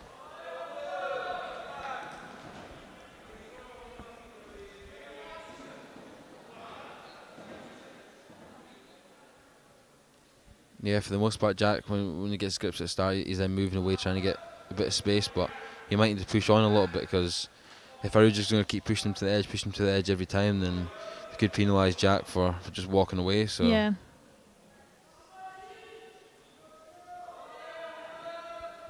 Yeah, and it's really smart tactics from Araujo. He's just pushing his opponent away and trying to get a reaction. Hodgson, I think, is setting a little bit up a trap for Hodgson and trying to take over in the end. But that was a good exchange for Hodgson, actually. Good attempt there.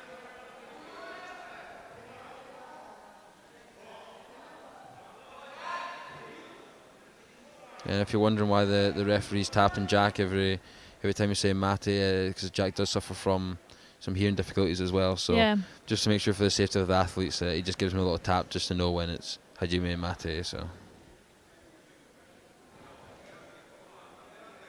So he is in daily life. He's able to hear with some hearing device, maybe, right? With hearing aids. Yeah, but in the competition, the referee will make sure that he knows what's going on. So he will write the scores and the penalties on the hand of Hodgson. So he will be sure what the scoreboard is like. Ooh, yeah, here you can see the danger. Hodgson coming in with a good attack actually, but Araujo almost taking over Hodgson.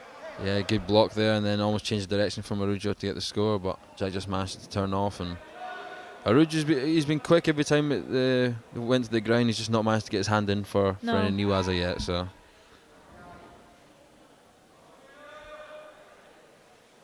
Well, we're almost halfway through this contest, and it's pretty even, to be honest. Yeah, it is really even, and I think Hodgson is sometimes looking a bit more strong with his kumikata, but it's Araujo that's having the best response. And the referee just making sure that they're getting set off a grip in your own. A shiro for both of them here for not getting gripped up in time at the start of the contest. Yeah, in each exchange, you know, it's white or blue that can choose the first grip, especially if it's a left against right. It can be quite tricky, and you can see that it's going on here. And the referee just had enough of them really trying to work it out. Yeah, and you see a lot of the top value athletes are can be quite smart with that start of the grip, maybe moving it slightly further up or getting a specific grip they like and just trying to get away with it. It was a good Makikomi attempt there by Jack. Almost had the Brazilian turn, but just not enough.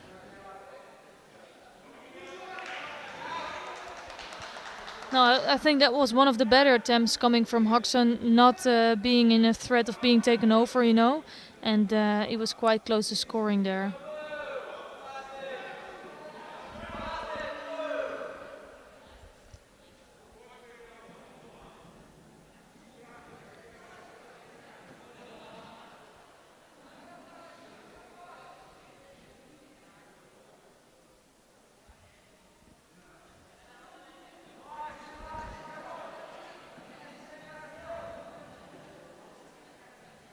You can see again both fighting to sort of get whatever grip they want here, and just taking a bit of time, but the referee's gonna get that sorted and make sure that they grip up properly.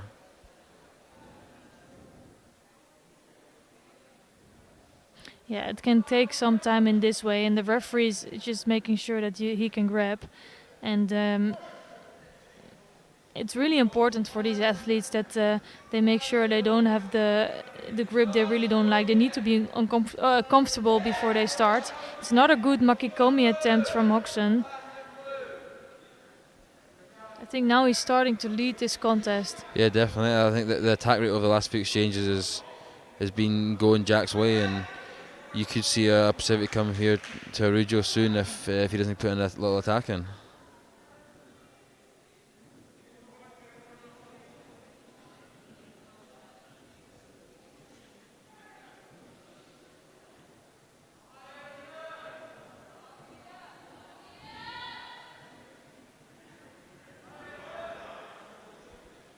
Yeah, actually, in this contest, they're taking quite some time to come to a good kumikata, and it's now Araujo that's picking up his second judo. Exactly what you said. Hodgson is just being more active. He came up with 2 or 3 great attacks, and Araujo was just waiting. Yeah, I think we could definitely see a change of pace here for the Brazilian, knowing that he can't afford to go behind on the attacks again.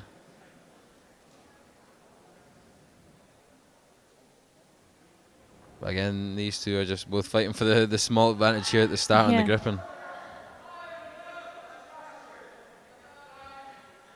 And actually, it would be pretty terrible if you both get another Shido to end the fight in this way. So now it's Hodgson who gets a good grip.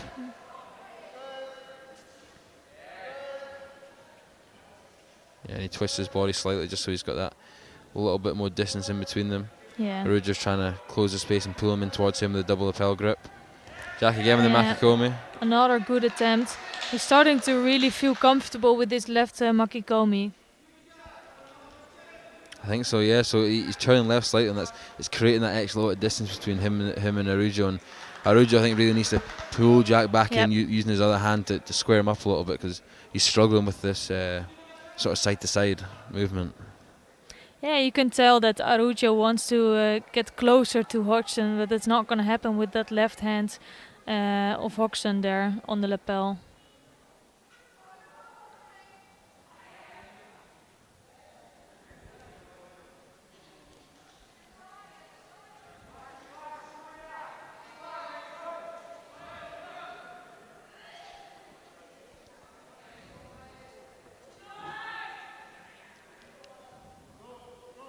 And there's a Shido there to Jack, I think, for not gripping up at the start, I believe. Yeah, and it's just not so clever, you know. There he really had the advantage, and both on 2 Shidos now. So for him, it's the same. It's he cannot afford another mistake. And although he was doing really well in the last few minutes, ooh, that was a good response for Arujo again. Yeah, it's one of those penalties that you didn't really need to take. No. It's one of those stupid ones, and now it puts you in a position where you're even again. 1 minute 20 to go, and it's really anyone's match just now. Yeah, and Hoxon is looking a lot more positive. Arujo is basically just waiting to take over Hoxon, but in the end it's 2 Shidos each, so that can still really be happening. Oh, that is the first time that he comes over with a really strong right-handed grip and immediately scoring from that. And it's going to be all over for Hoxon. Yeah, definitely. I think that's the difference. The first time Arujo really came over the top and got past that left hand of Hodgson, and came in for the Kosoto, and Jack tried to get off it and but just couldn't, and landed flat on his back for the ippon for Brazil. Yeah, it was a really good fight by Hoxon, but Arujo just needed that one time to really come over the top of Hoxon. Yeah, it will be a disappointment for him for sure.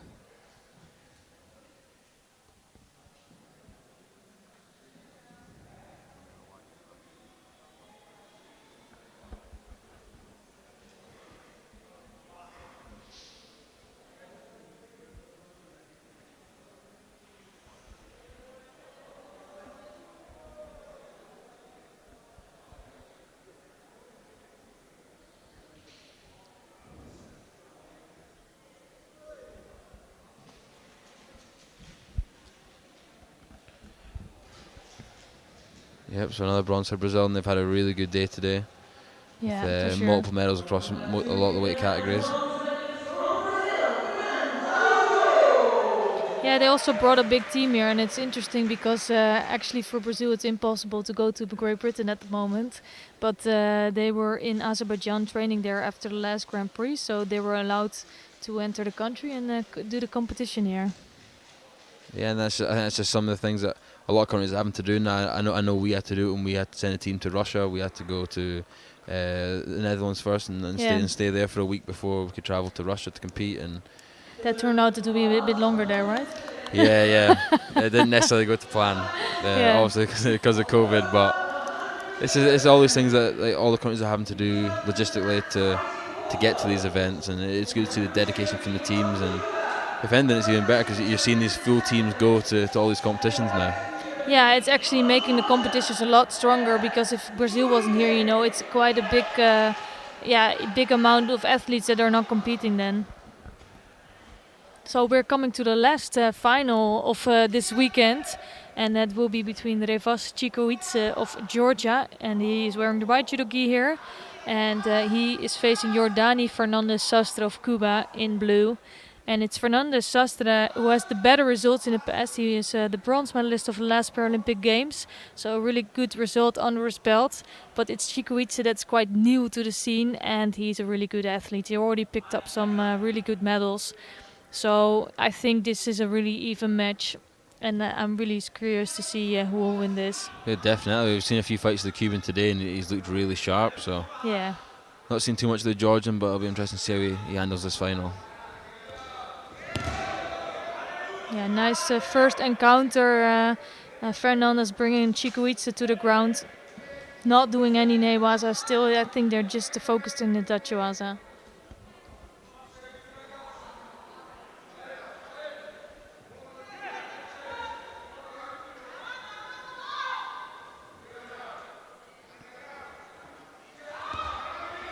Oh! That really could go either way. So first Chikoidze come up with a good Uchimata, then almost being taken over by Fernandez, but managing to almost tipping over Fernandez in the end. Yeah, you see with the grip and the Georgian coming out, comes out with a tail grip, and he kind of half turns straight away. You see Liptarian do it a lot on the IGF tour, the half turning with the hip coming in, and almost paid off for him there.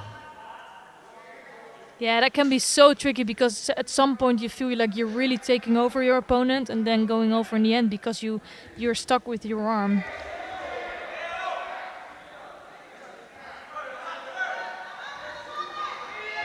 Nice Oh. left seonage from Oh. Fernandez. Fast in the transition Yeah, there, and he that ends up was- getting that one. I think as soon as Fernandez came in with that seonage, Chikuicha just had it already under the chin. It was almost like he fell into that. And that was a quick win for Chikuicha. I would have loved to see that go on a little bit longer, but nevertheless, it's Chikuicha that brings home the last gold of today. And I think that concludes a really great tournament. Stuart, thank you so much for being here. It was really great. Definitely, it's been a pleasure. Really enjoyed commentating with you here today, and I know you need to shoot off because you've got to go hand out some medals for the final medal presentation. So just thanks again for having me on.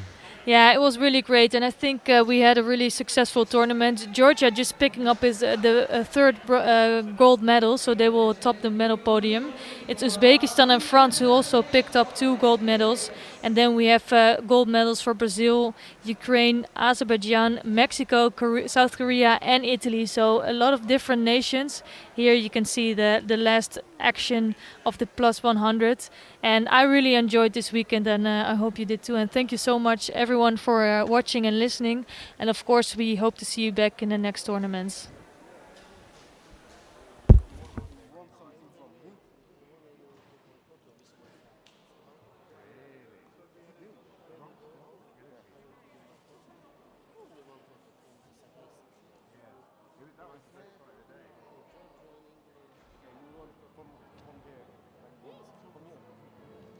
Ladies and gentlemen, please welcome to the medal roster the medalists in the over 70 kilos. The medals will be presented by IBSA referee director Nick Luke. The 2 bronze medalists from Ukraine, Anastasia Agnew, and from Brazil, Rebecca Silva.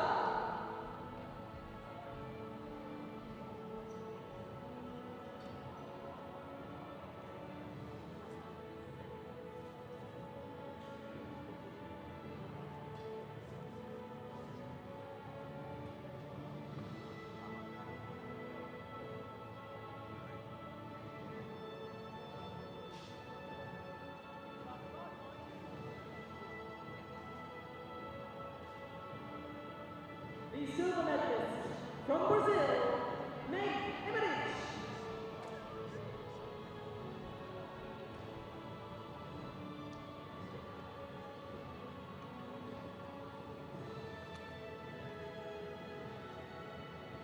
And the gold medalist at over 70 kilos from Italy, Carolina Costa.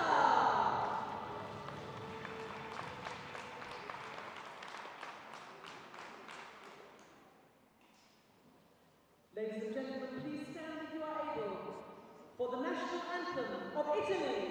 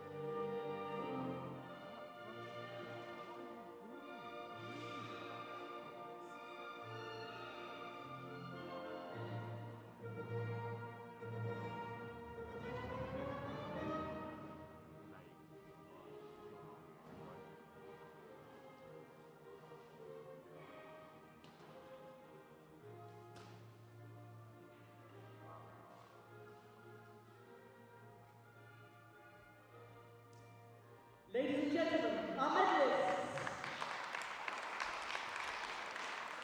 We now invite our VIP to have a family picture with the medalists.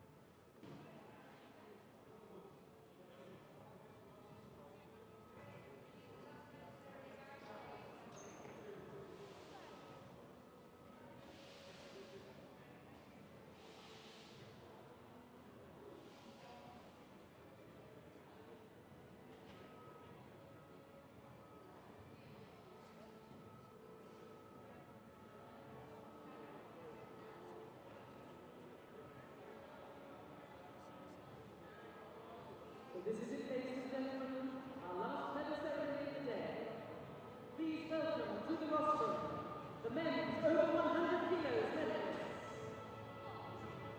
The medals will be presented by IBSA commentator Esther Stam.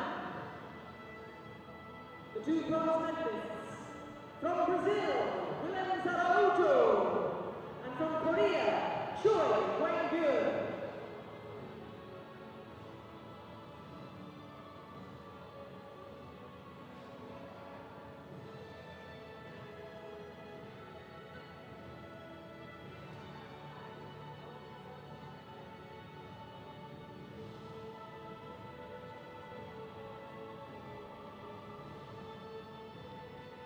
The silver medalist from Cuba, Yordani Fernandez Sastre.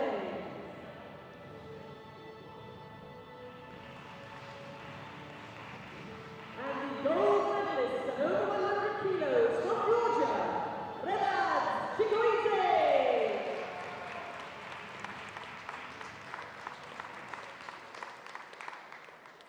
Ladies and gentlemen, please stand if you are able for the national anthem of Georgia.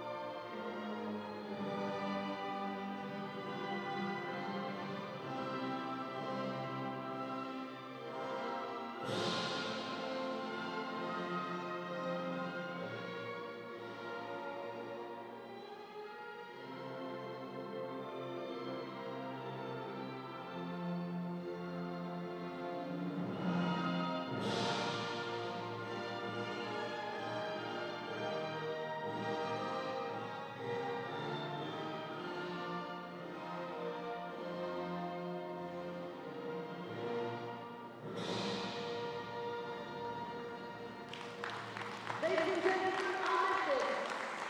We now invite our VIP to have a family picture with the medalists.